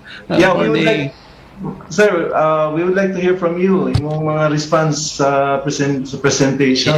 Yes. Very nice. So, sir, in behalf of the Barangay Council of Barangay Palao, I am very much happy na being a barangay captain. So, gikan ta diya sa MSU 80. So, different na nga itong posisyon karon niya tas barangay. So, nakita na to kung sa ang problema na to sa itong barangay. Especially, of course, no, I am very happy nga Barangay Palao was included din sa program. Kay also it cannot be denied that part sa atong problema nato sa Sindong. So labi na atong silingan dia taga MSU IT kauban nato si Dr. Limpa. Nung pa permi gini siya kulit kini siya sig panawag nako. Sig panawag nako. Kapo kumusta naman kapo? Akong ikakuan ni una in behalf of the Barangay Council of Barangay Palao, I would like to thanks the group no sa inyo sa atong NRCP nga kini isip kapitan sa barangay. Malipayon kay ko, happy kay ko nga makatabang yun yung research para sa akong barangay. No, nindot kay ni siya nga tanan. So I'm very sure that the other barangay captains are also happy nga appeal sila ani nga programa. Okay. Okay, so salamat kayo Kapitan Nies. Yes. Ang iba, the other captains, barangay captains, would pwede mo respond? Magandang umaga so we have ating congressman ng Lone District of Iligan City, Honorable Reddy Xiao, at sa ating Honorable Mayor Celso Regencia and Vice Mayor Jimar de la Cruz. Magandang Iligan rin sa kay Dr. Marieta Sumagaysay, President of National Research Council of Philippines and organizer of the Mindanao Policy Forum. In behalf of our barangay captain, Abungal P. Kauntungan Alhaj, I am Kagawad Anisito D. Pilawan, Committee Chairman of Disaster Risk Reduction Management Committee. Ang team ng Research Council sa MCYIT ay pumunta sa amin at nagtanong sila sa amin tungkol sa kasalukuyang mga kinatatakutan o naging problema namin sa mga kalamidad. At hanggang ngayon, mula ng Sindong, Typhoon Sindong, ang naging problema pa rin namin itong biglang baha ng dalawa naming ilog, which are Kapay River and Bayog River. Although mayroong ongoing na riprapping para sa flood prevention, hanggang ngayon hindi pa ito tapos. Kaya kung biglang mag-ulan ng malakas, aapaw pa rin ang tubig sa ilog at may posibilidad na magbaha pa rin sa aming barangay. At ang MSU IIT National Research Council ay nagbigay sa amin ng 3 resolution sa aming barangay. At ito'y tinalakay lang namin kahapon sa aming sesyon. At nang i-discuss namin ito, na na-decide namin na i-approve ang mga ito lahat, itong 3 resolution, which are a resolution approving the policy recommendation for disaster prevention and mitigation, at saka a resolution adopting the response during disasters and a resolution adopting the disaster recovery and rehabilitation of Iligan City.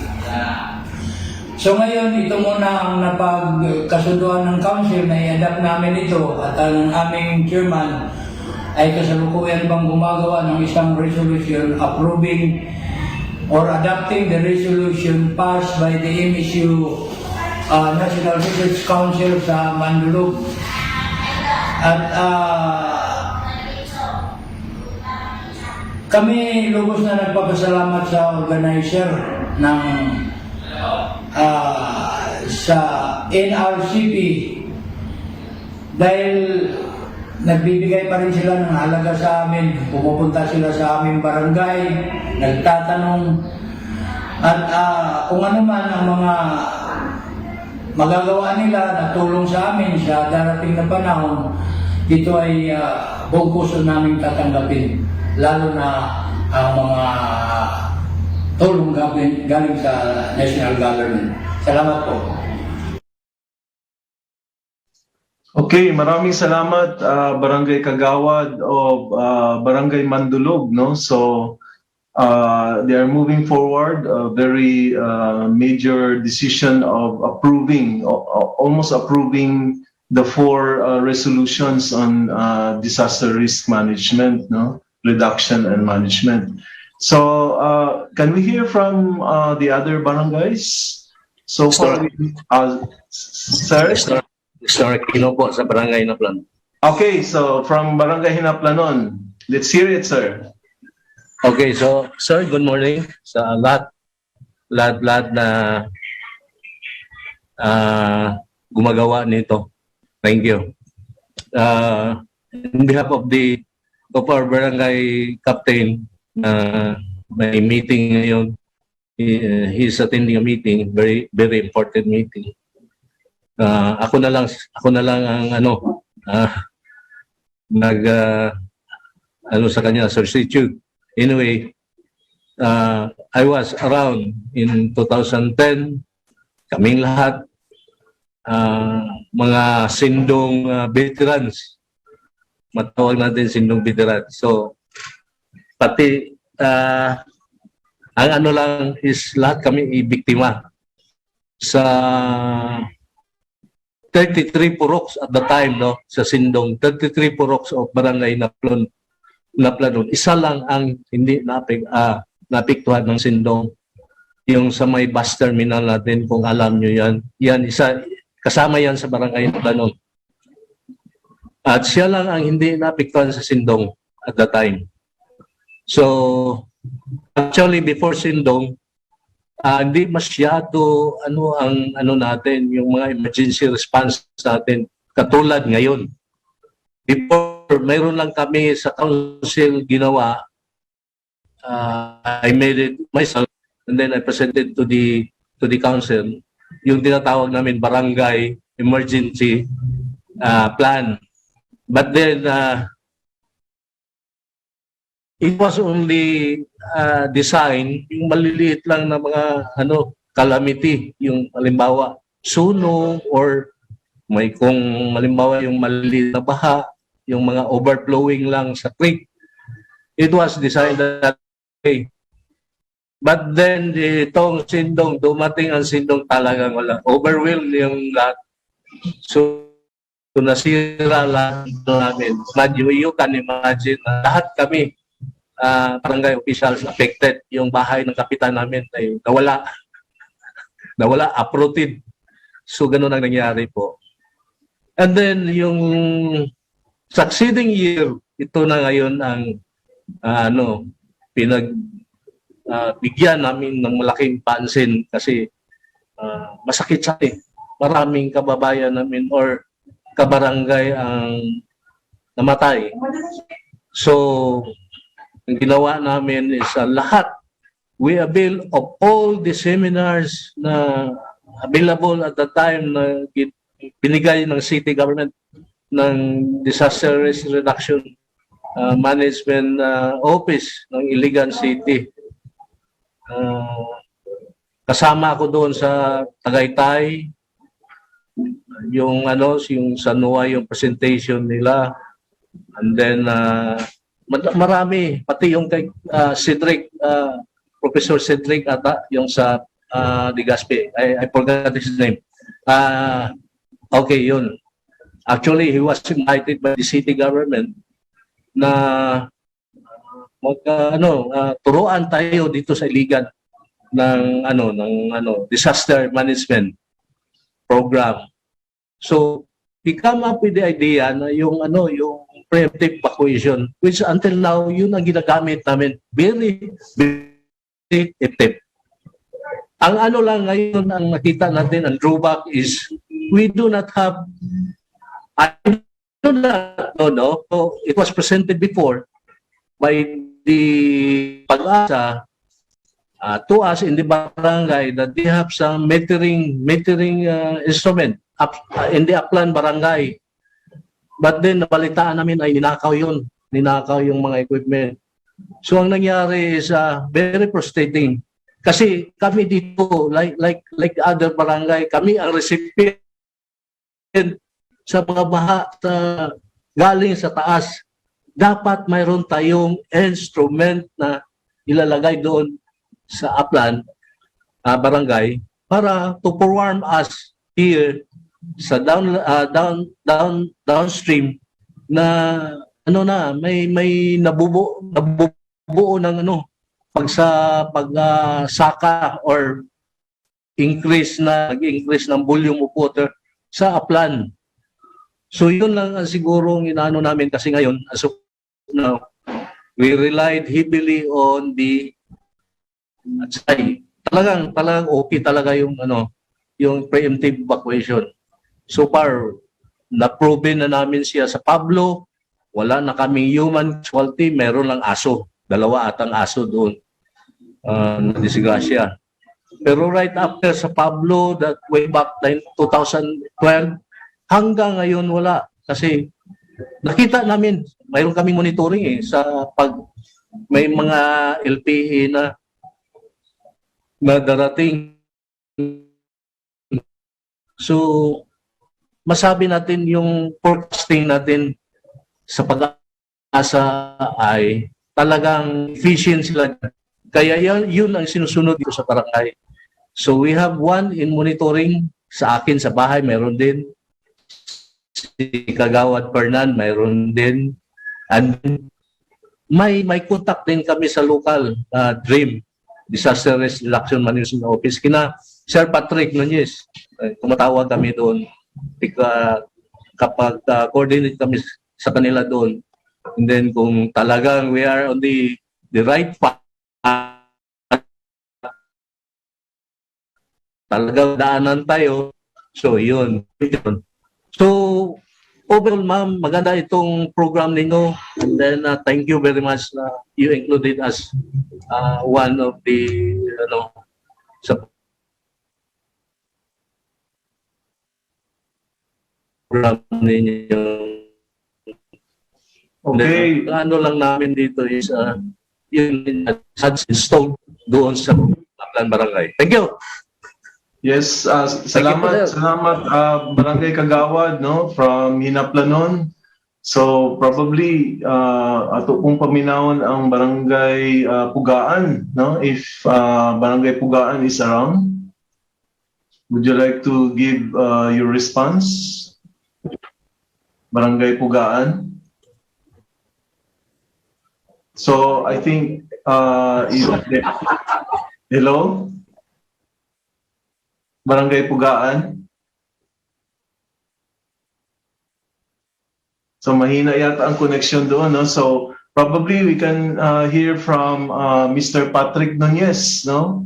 Our Iligan City Disaster Risk Reduction Management Office Head. Sir Patrick?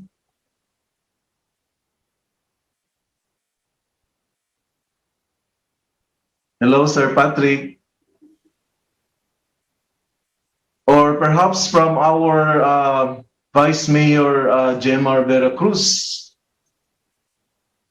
or representatives of our Vice Mayor Veracruz. Would you like to say something? Hello?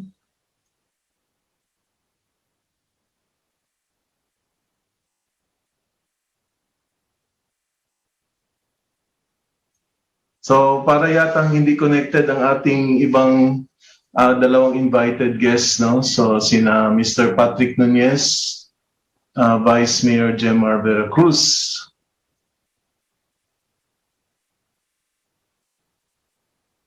Sige. Okay. So, yeah. So, before I end this segment, I'd like to thank the Fantastic Four, of course, na sina Ma'am Nympha, si Dr. Sol Ponce, Dr. Viloria, and Professor Imbornas, no, for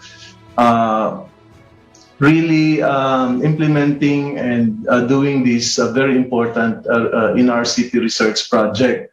And if you can read through the chat box, there are already invitation na doon din sa lugar nila from other parts of Mindanao dapat ma-implement itong project na ito, like in Stock Sargent. No? So all I can say is that this is a very productive research endeavor supported by NRCP, and the local barangays involved in Iligan City are adopting the suggested policies generated by this particular research. So thank you very much. So I end this segment, I conclude this segment, and we proceed to the next part. Thank you. Back to you, Kay. Salamat, Dr. Ephraim. And marami din pong salamat sa representatives natin from our LGUs na maganda po na inadapt nila itong, marami pong salamat na sa pag-adapt po ng results or ng policy recommendations po ng ating NRCP funded project. Headed, of course, by our NRCP regular member, Dr. Nympha Bracamonte, and the rest of the team from MSU IIT. So with that, before we move on with our open forum, let us first watch this cultural presentation.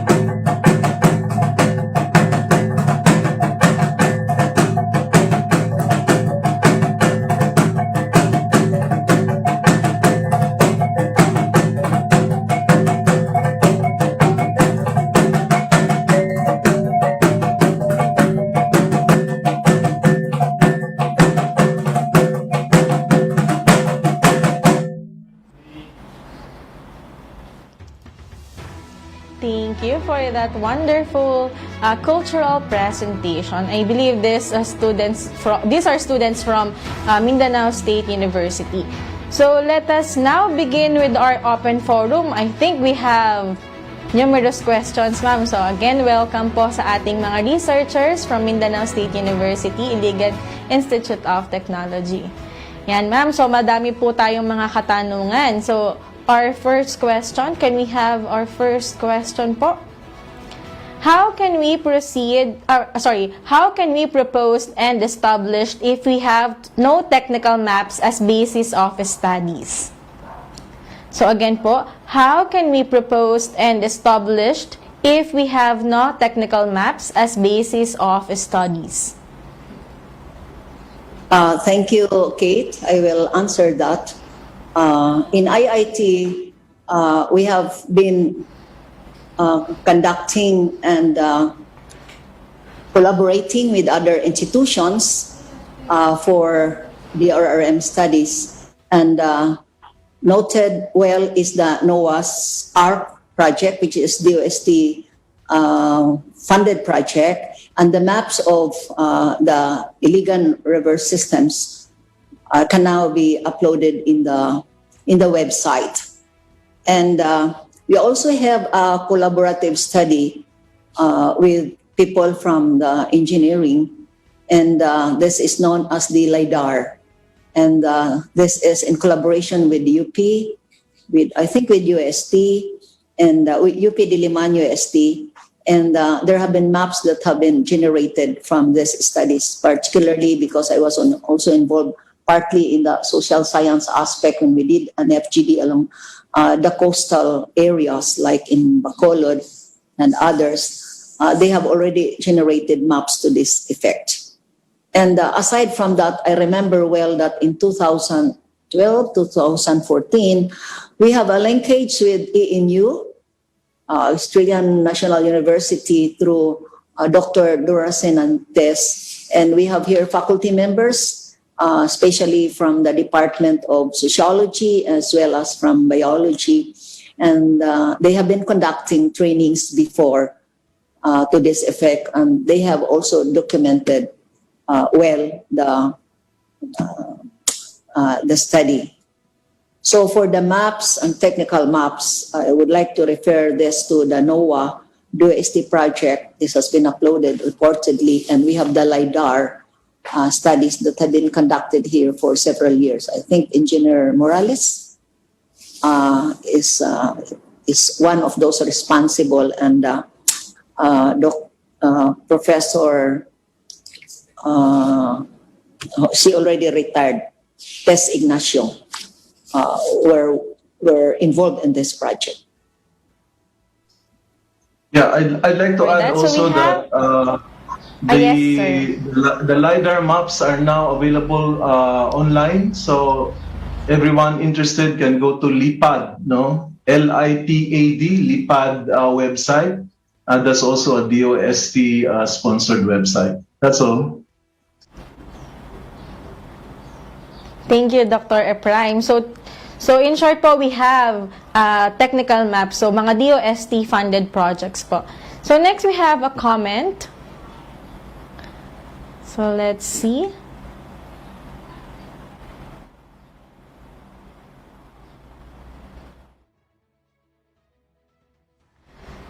Ayan. So we hope that our LGU from the grassroots level in partnership with the national government could come up with their own perfect DRRM plan and activities to prevent the impact of these natural disasters. So that is a comment po from one of our attendees.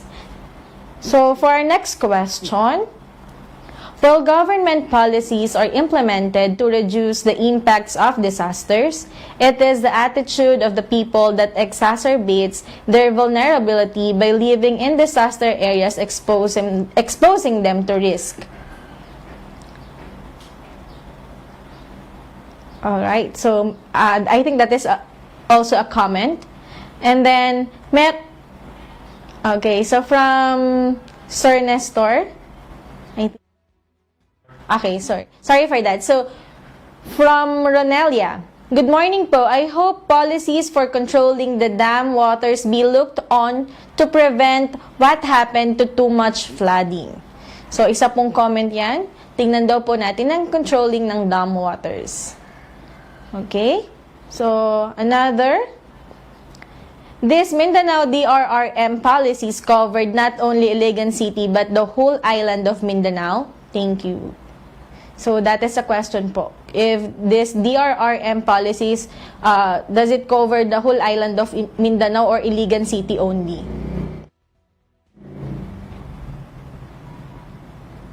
The proposed drafted resolutions for areas of prevention, mitigation, response, recovery, and rehabilitation for now are fine-tuned or customized to the 4 barangay that were covered by the study, but they can easily look into the items, the elements of the proposed resolution and see, kasi medyo generic din yung iba and all of us are experiencing, floods and typhoons, and they can easily see if that fits their respective areas. Kasi parang iisa din yung ating experience. Kaya lang yung iba, depende sa kanilang geographical location at saka geophysical features ng area. So the answer is we're proposing this medyo at the local level, notwithstanding that they can adapt the pertinent elements of the proposed resolution if applicable and appropriate in their respective localities. So maybe we can also furnish them a copy of the proposed resolution if interested. Okay, ma'am. Noted po on that. So thank you for that. Okay, another question. Of the great output of the research findings, how can we strengthen DRRM in the grassroots level with the academe? Again, of the great output of the research findings, how can we strengthen DRRM in the grassroots level with academe?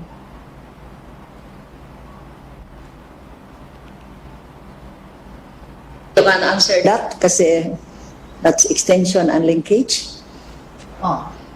Sol? Or ako na lang?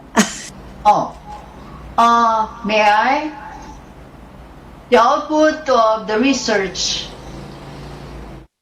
findings may benefit as well, or particularly barangays, in addition to the subject barangays, by implementing a kind of extension program, not only by the MSU IAT, but perhaps others or other local institutions of higher learning who can generate insights from the findings of this study.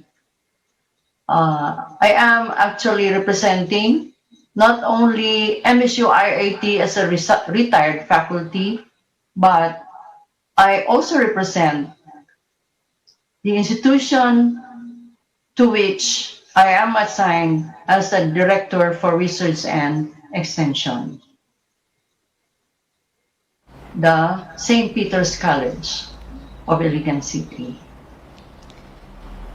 Thank you. Can I add? Yes, ma'am.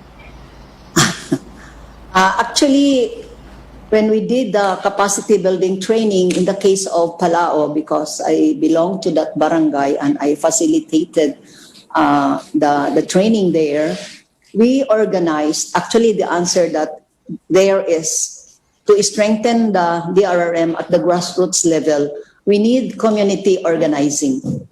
So after that, we conducted an election of officers, and we formed the Palaw DRRM group. The problem is hindi lang siya na follow up kasi we need resources in order for this to be activated. But I can raise this level at the level of the barangay captain. So there should be community organizing and also, one way is to strengthen this. We can link up with a non-government organization that is focused on this dimension of environmental conservation and DRRM. So yun, community organizing and linkage with other NGOs and other organizations. Okay, can I add something?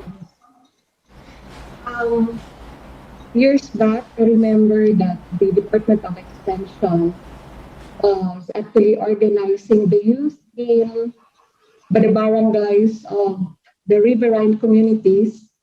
So it's more of the involvement of the youth because they are very, very important resource, especially during disasters. And this particular comment or question reminds me again that we would continue this kind of linkage with communities which are very prone to disasters by organizing our students also to engage with these communities and build up capacity building of corporate sectors in these communities. Thank you. Miss Kay, may I also add? Sure po, ma'am. Okay, with regards to how to strengthen the RRM in the grassroots level with the academe, in our experience, the Department of Sociology also had collaborations with different LGUs, not just in Iligan City, but also in Lanao del Norte. We trained the young adolescents, students actually, were trained by also students from college, from our department. So we had a linkage with these LGUs to train the students because we want to start them young.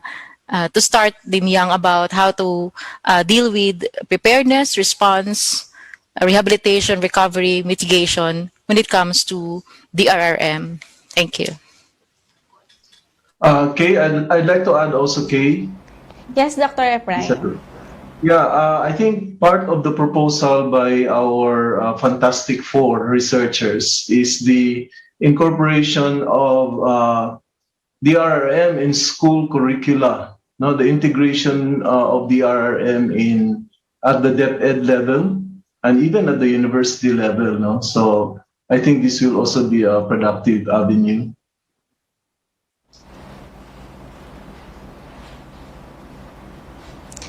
Thank you for all your inputs po. So I think we still have a question. Okay, or a comment. So the study is very useful for the LGU and the communities. Should there be an opportunity, hope such a study could be replicated here in Soxargen, as flooding is already experienced around low-lying areas. So, again, the study is very useful and hoping po na sa ibang regions in the Mindanao po ay meron ding maging ganitong study. Next, what about those areas belonging to the declared danger zone and those who are living in supposed zero household zone or near the river banks? What is now the policy of the LGU on these areas? Again, what about those areas belonging to the declared danger zone and those who are living in supposed zero household zone or near the river banks? What is now the policy of the LGUs on these areas?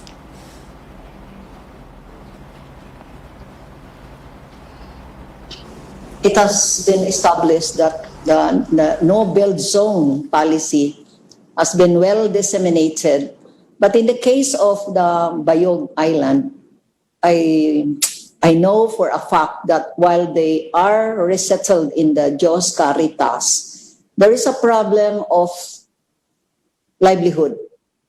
So I know for a fact that some went back because their lot is there, their garden is there. So it is now up to the LGU to implement this very strictly. But somehow this no-build zone policy has really difficulties in fully implementing it because we know for a fact, not only here, but especially also in the National Capital Region, there are those who really live along the river banks for reason of miserable poverty that needs to be looked into deeply by appropriate government agencies. Yes. So, ma'am, actually, there's a follow-up question, and I would like to ask how this no-build zone be strictly enforced considering the socio-economic factors of the residents in those mentioned barangays or in Iligan City in general. Again, I would like to ask how this no-build zone be strictly enforced considering the socio-economic factors of the residents in those mentioned barangays or in Iligan City in general. Okay, may I say something? Ma'am Nimpa said that the difficulty of those residing along the flood-prone areas make them go back again to this environment despite the fact that they are restricted to do so.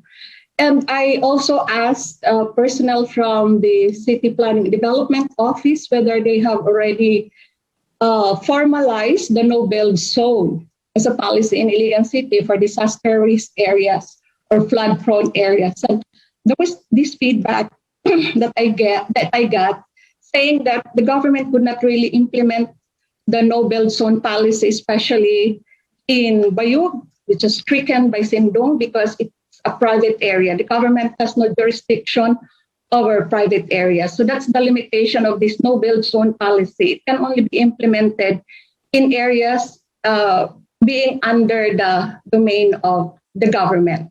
It's a public domain or public land. And that's all. Thank you for that input, Dr. Ponce. So, meron po kayang i-add pa from Dr. Bracamonte or Dr. Villoria or Professor Imbornas?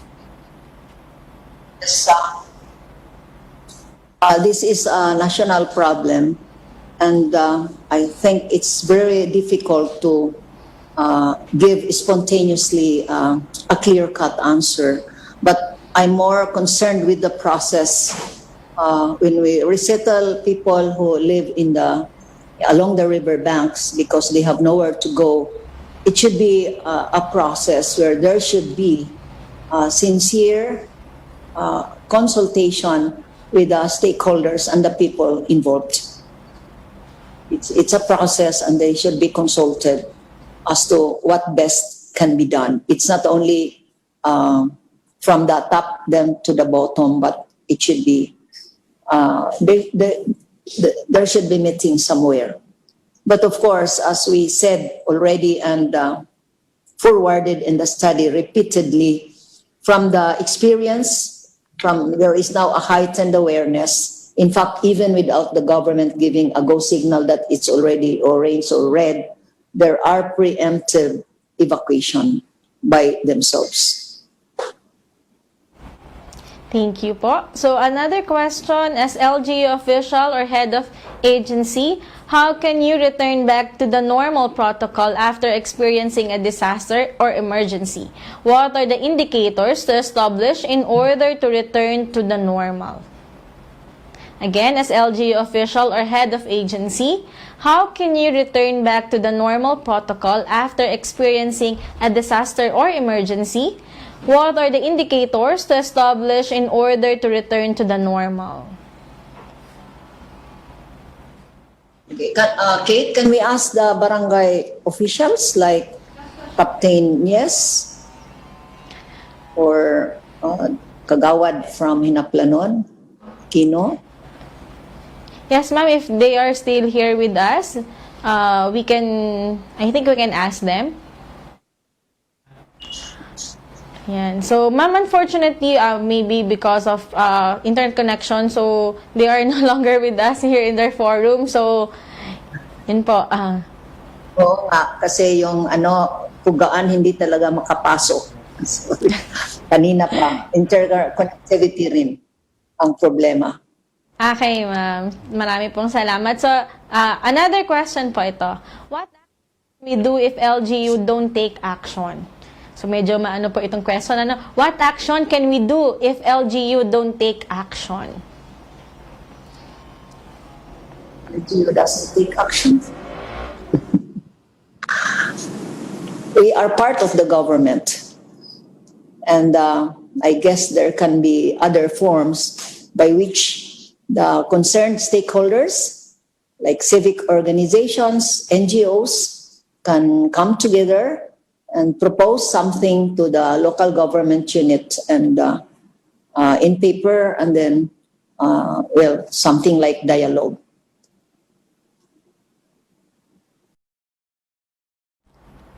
The LGU, there should be an action also from the concerned stakeholders. But the best actually is the synergy of the private and the public, collaborative endeavors for actions, for programs and projects to be successful. Yes, ma'am. So I agree with that po. This is a collaborative action po. So may inputs or other answers from inputs. Okay, so we can move on with our next question. How do these 4 resos differ from the national government IECs and monitoring? Is this complementary, not a duplication? Again, how do these 4 resos differ from the national government IECs and monitoring? Is this complementary, not a duplication? Thank you for that question, Ms. Kay. So for JED, these are, as mentioned by Dr. Bracamonte, these are customized for the 4 barangays that were included in the study. So based on the results of our study, we included certain recommendations, policy recommendations, as well as actions, projects, and programs for each of these 4 areas of disaster risk reduction management. So these are not duplication. These are also complementary because we look at RA 10121, and based on those recommendations by RA 10121 based on these 4 areas, we also added some recommendations from that. Thank you. Thank you for that, Professor Embornas. So do we still have questions? So take note on that po, no? So this is a complementary and kumbaga ito ay specific for the 4 barangays. Okay. So do we still have questions? Okay, so another yes, ma'am.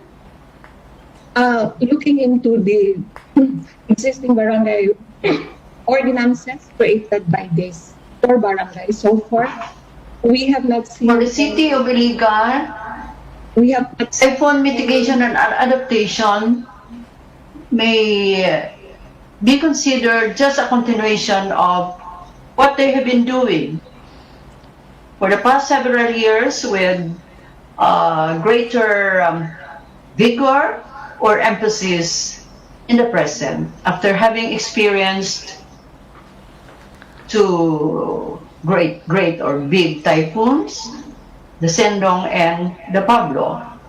Dr. Bracamonte has enumerated what those programs and projects for the main government line agencies that were assigned to disaster prevention and mitigation pillar of the the IDRRM committee, such as the DNR, the city level of DNR, of the Department of Agriculture, of the DPWH through the Office of Engineering, civil engineer, what's this? Engineering, CEO, and the DRRM office itself.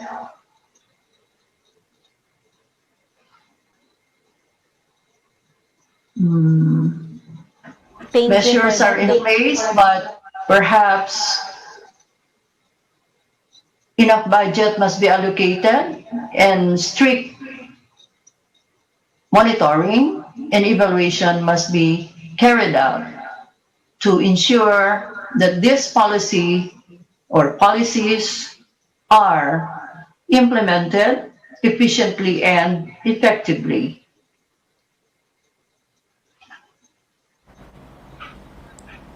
All right, thank you po, Dr. Viloria. So, I think we have 2 more questions.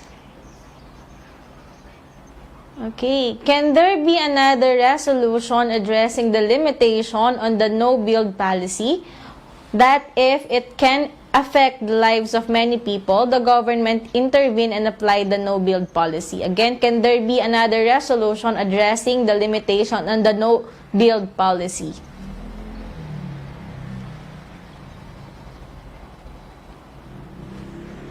Yeah, thank you for that question. This is a matter that can be raised at the level of the city mayor, at the level of the Iligan City DRM office, and of course the DNR. It's very difficult if we give an outright,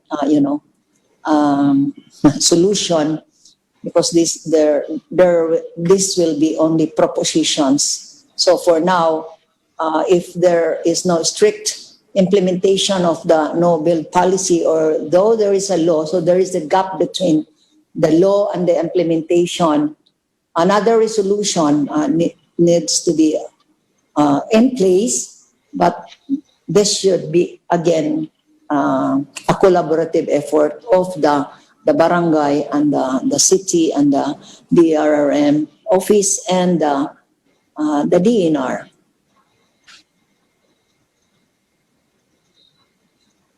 Okay, I think we still have another question. From Chris, given the intense nature of their research, how does Dr. Bracamonte manage to remain ageless and beautiful? Same with Drs. Viloria, Ponce, and Professor Embornas. Ayan, ma'am. Given the intense nature of the research daw, paano naging ageless and beautiful pa din ang ating mga researchers from MSU IIT? Can you share your ma'am, secrets? Dream and make your dreams come true. We are in Mindanao and we are always saddled with all kinds of disasters. We are not only facing the natural disaster, but we also have social disasters here, like we have the war, we have the Bajau continue to, beg in the streets. So these are perennial IDPs. So hindi naman kami ageless, beautiful. Siguro estudyante yan ni Mama Bel. But there are many tasks, Herculean tasks, that we need to do something despite our age. Ngayon nga may color coding si Dr. Viloria, parang bawal sa kanila lumabas. Kasi may color coding dito, merong days na hindi ka pwedeng lumabas. So na-surpass niya yan. We are not also allowed to enter IIT, so we made a letter. Thanks to Dr. Mitilio for facilitating this, and to IIT. We are in myself. That's why they said na maganda daw yung technicals to that effect, and of course to NRCP and Mustacho. Salamat. Thank you, Dr. Bracamonte. How about others po? Baka meron kayo may share with us po. Paano ba magiging timeless ang beauty? Ganon ba? Timeless kaya sa tingin ninyo, despite the stress na ibinigay nito. Anyway, I have retired since 2017. But literally, I have never retired from work. Kasi, aside from continuation ng mga researches na hindi natapos, hinar din ako isang private institution.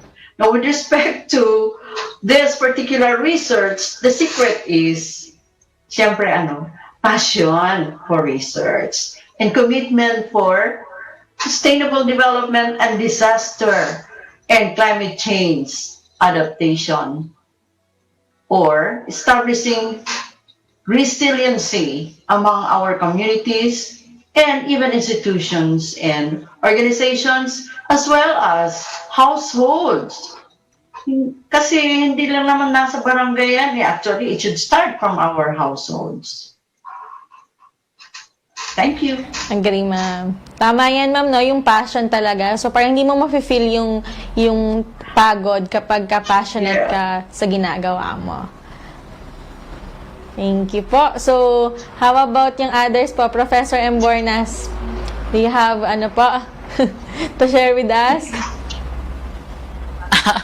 Oo, ageless daw. But I think I agree with Dr. Veloria that it is passion and commitment. So even with my current paper, my dissertation for PhD in sociology, my topic is still about risk and disaster. So I'm really interested in knowing how people perceive risk as well as how they would try to mitigate these risks. We are living in a risky society, even right now with COVID-19 pandemic and other social issues as mentioned by Dr. Bracamonte. So I think the clue there is passion and commitment as well as having a dream, a vision, trying to attain a sustainable society. Thank you. Thank you, Professor Embornas. Last na, si Dr. Ponce. Ma'am, may ma-share ka sa amin paano maging timeless ang beauty? We had the seminar last Monday. Was it Monday? Saturday. It was about whether the Earth has healed with COVID-19, and the findings indicate that our air quality has improved by 23%. So perhaps our souls have improved, our quality of life have improved despite the fact that we are in the era of pandemic. Well, anyway, that's beside the point. Anyway, disaster is something that's lurking us. Every day we hear, disturbances. We hear disturbances, and we would always think about the risk that's lurking on us. So what I'm saying is that since climate change, since we have actually destroyed nature to the point that nature now is taking its toll on us. So we better have to protect ourselves, to protect our beauty as well, because the environment is no longer beautiful. So that's it. Thank you.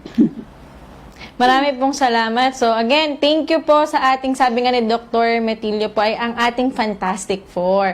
So I think that will end our open forum. So for our viewers or attendees, if you still have questions, so you can still type those in our chat box and we will try to answer that. So very approachable naman po ang ating mga researchers. Okay, so to give the synthesis and present with us the policy recommendations or policy brief, we have Dr. Marites Sanguila, the Secretary of the NRCP Mindanao Regional Cluster and the regular member of NRCP Division of Biological Sciences. Morning. Okay, or almost. Okay. Today I have a very important task, and I'm very privileged to present today's highlights of the forum. So the Mindanao Regional Policy Forum provides an avenue to disseminate the empirical-based findings on the journey to management and recovery from an actual natural disaster that devastated Iligan City, a city in the northern region of Mindanao Island. It showcased the findings of the NRCP-funded project on natural disaster management conducted by top-notch social scientists in the country from MSU Iligan Institute of Technology. Next slide, please. So, next slide, please. Institute local disaster preparedness and climate change adaptation plans are used to reduce the risk of loss of lives and economic impact of natural hazards.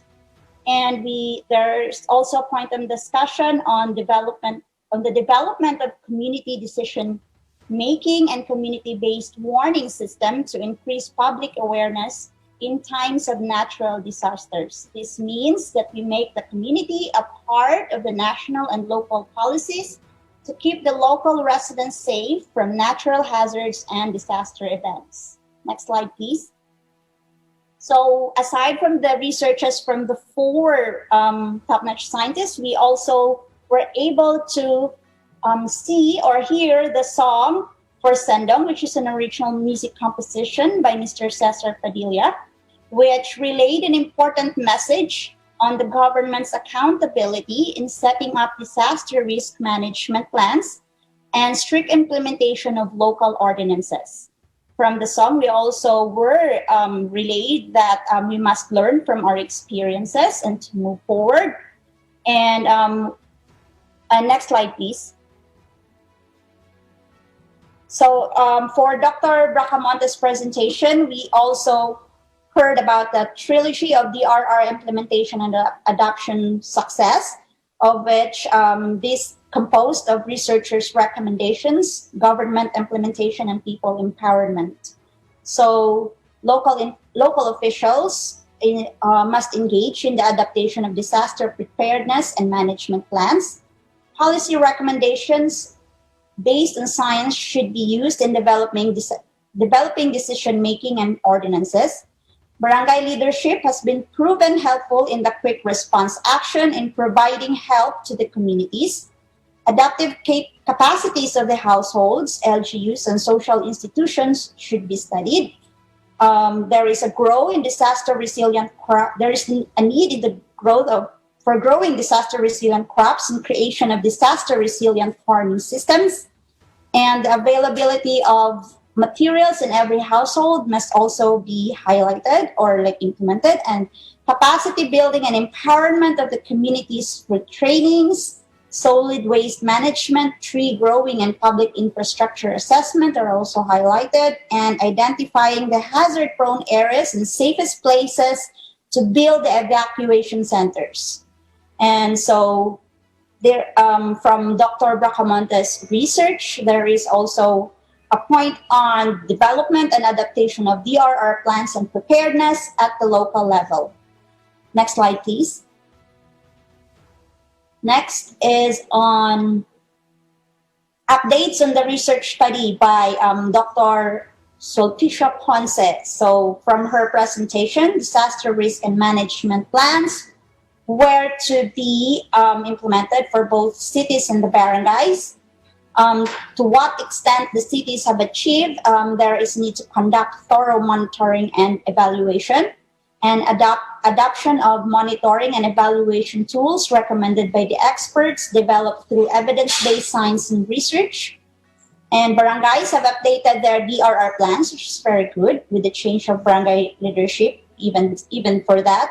So that's a good point wherein there's a change, they're still there's a continuity of these DRR plans. And barangays have accepted the copies of policy recommendations from researchers, but not all have that been adopted. It should be pretty done soon.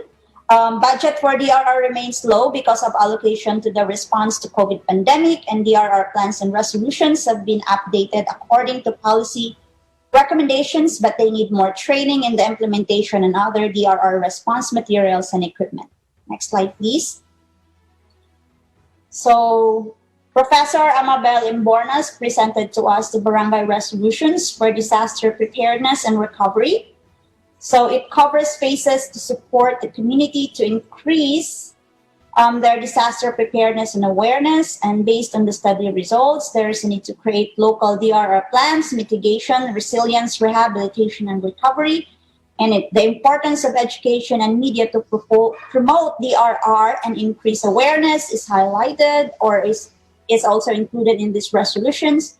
And the provision of copy of the resolutions to the different LGU levels and signing was also held, and the monitoring and evaluation tools to guide the community profiles and mapping. Next slide, please. So for Dr. Viloria, the rehabilitation and recovery are measures designed to improve DRR preparedness and awareness to minimize impacts of disaster in the future. There's empowerment of the community, streamlining of DRR trainings offered to the local community among the few, and continue empowering the community and encourage their participation to increase resilience, and develop a culture of disaster preparedness among educational institutions and other mandated government agencies. Next slide, please. So for the open forum, so from the responses of LGUs, so the resolutions from NRCP, response to disasters and recovery, have been discussed at the barangay level and were subsequently adopted. It's very commendable. Before sundown, barangay emergency plans were designed only to small disasters, but then now they have done it. And then preemptive evacuation is proven very effective, but the monitoring and surveillance of equipment and instruments have been stolen. So finally, for some points of recommendations, next slide, please. So in order to promote teamwork and exchange of skills in responding to disaster in the 4 key barangays in Iligan City, Mandulog, Henaplanon, Pugaan, and Palao, there is a need of a regular conduct of interagency disaster training, which shall comprise of government and non-government, civilian and military rescue and volunteer groups. At the barangay level, volunteer groups may be organized by the different purok and neighborhood groups who will be trained for first aid, rescue, and relief operations. Slide, please. So it was also recommended that there shall be an improved early warning system with periodic emergency response skills and effective communication system among puroks within the barangay, between barangays, and the Iligan City Local Government Unit. And for a well-coordinated disaster response, such must be institutionalized, maintained, and strengthened in each barangay, particularly in the hazard-prone ones. And finally, for 2 last points for recommendations, evacuation centers should be constructed in safe areas using concrete and other permanent or sturdy materials and are designed to conform with flood and climate change adaptation. Basic utilities and facilities should be provided in the barangay evacuation center. And finally, government agencies involved in disaster response, like the DSWD, should have safe and sanitized storehouse where relief items, food, and non-food items could be kept for emergency purposes. Thank you very much, Dr. Sanguila, for that very comprehensive synthesis of our forum. So, before we end our forum, can I ask for final words from our researchers? Drs. Bracamonte, Monse, Viloria, and Professor Embornas. Some final words po? In behalf of the research team, Professor Ponce, Professor Viloria, and Professor Embornas, and one is not with us, Dr. Merma Mendoza, and of course, I would like to mention our research assistant, Connie Fern Miranda, who is now at Caraga State University. I would like to thank our research team members, the informants, the participants, the encoders, and the data field collectors for making this study successful. I would like to show that we have our book. We came up actually with 2 volumes. This is chapters 1 to 4, and we also have this one. Chapters 5 to 7, the volume 2, it's about 600 plus pages. So we just gave here the salient findings of the study. And this is the summary or the integrated volume, the 3rd one, which we distributed to the 4 barangay, which contains, of course, our recommendations. So yun lang, to have a disaster-free world, we need to be prepared, we need to be responsive to what is happening around us in both natural and human-made disasters like fire and wars, and mitigate the negative ones. And I hope that we continue to collaborate with the local government agencies and concerned agencies, so that in the whole, from the family to from the household to the community and to the governance of this country, we will have a disaster-free world. Thank you, NRCP. And I would like to mention especially Joey, Itelio, for being with us here, and all the NRCP support staff, Kate, Phoebe, and the rest. Thank Yun na you lang so siguro, much po. Maraming salamat po sa inyo, sa inyong time, and sharing with us your expertise, the results of your research, and we do hope that more researches po on disaster preparedness strategies or anything that on the disaster preparedness po. So, to formally close our program, we have the NRCP Executive Director, Dr. Marieta Baños Sumagaysay. I think Dr. Sumagaysay will be represented by our OIC, Officer in Charge, and the Chief Admin Officer of NRCP. We have Dr. Geraldo Petilla. Ay magandang hapon, magandang umaga po. Maayong buntag sa tanan sa atong mga pinalanggang mga taga Mindanao. And special greetings to our 4 ageless resource persons natin, yung ating mga researchers from MSU IIT. Magandang umaga po sa lahat. So today's activity gives us a glimpse and helps us to remember some scholars who would say that disasters happen because of failure of governance. And the reason why we are conducting this important event, we're trying to bridge knowledge and put knowledge into action, and inching towards the accomplishment of that purpose of making our society, our community more safe and resilient. We are, in summary, we are supposed to celebrate yung 3 important achievements of this event. First is that when we speak of research, when we speak of accomplishing yung tinatawag natin na disaster-free and safe environment, we realize the importance of research and how empirical data and evidence can be useful in strengthening governance. As we said, governance is participated by all. It's not just a government, but when we speak of governments, the people is at the center of government work. And everybody will be very important to play that role in ensuring the safety and security. And in this case, today's activity highlights an important event, important reminder that research is significant and plays an important role in governance.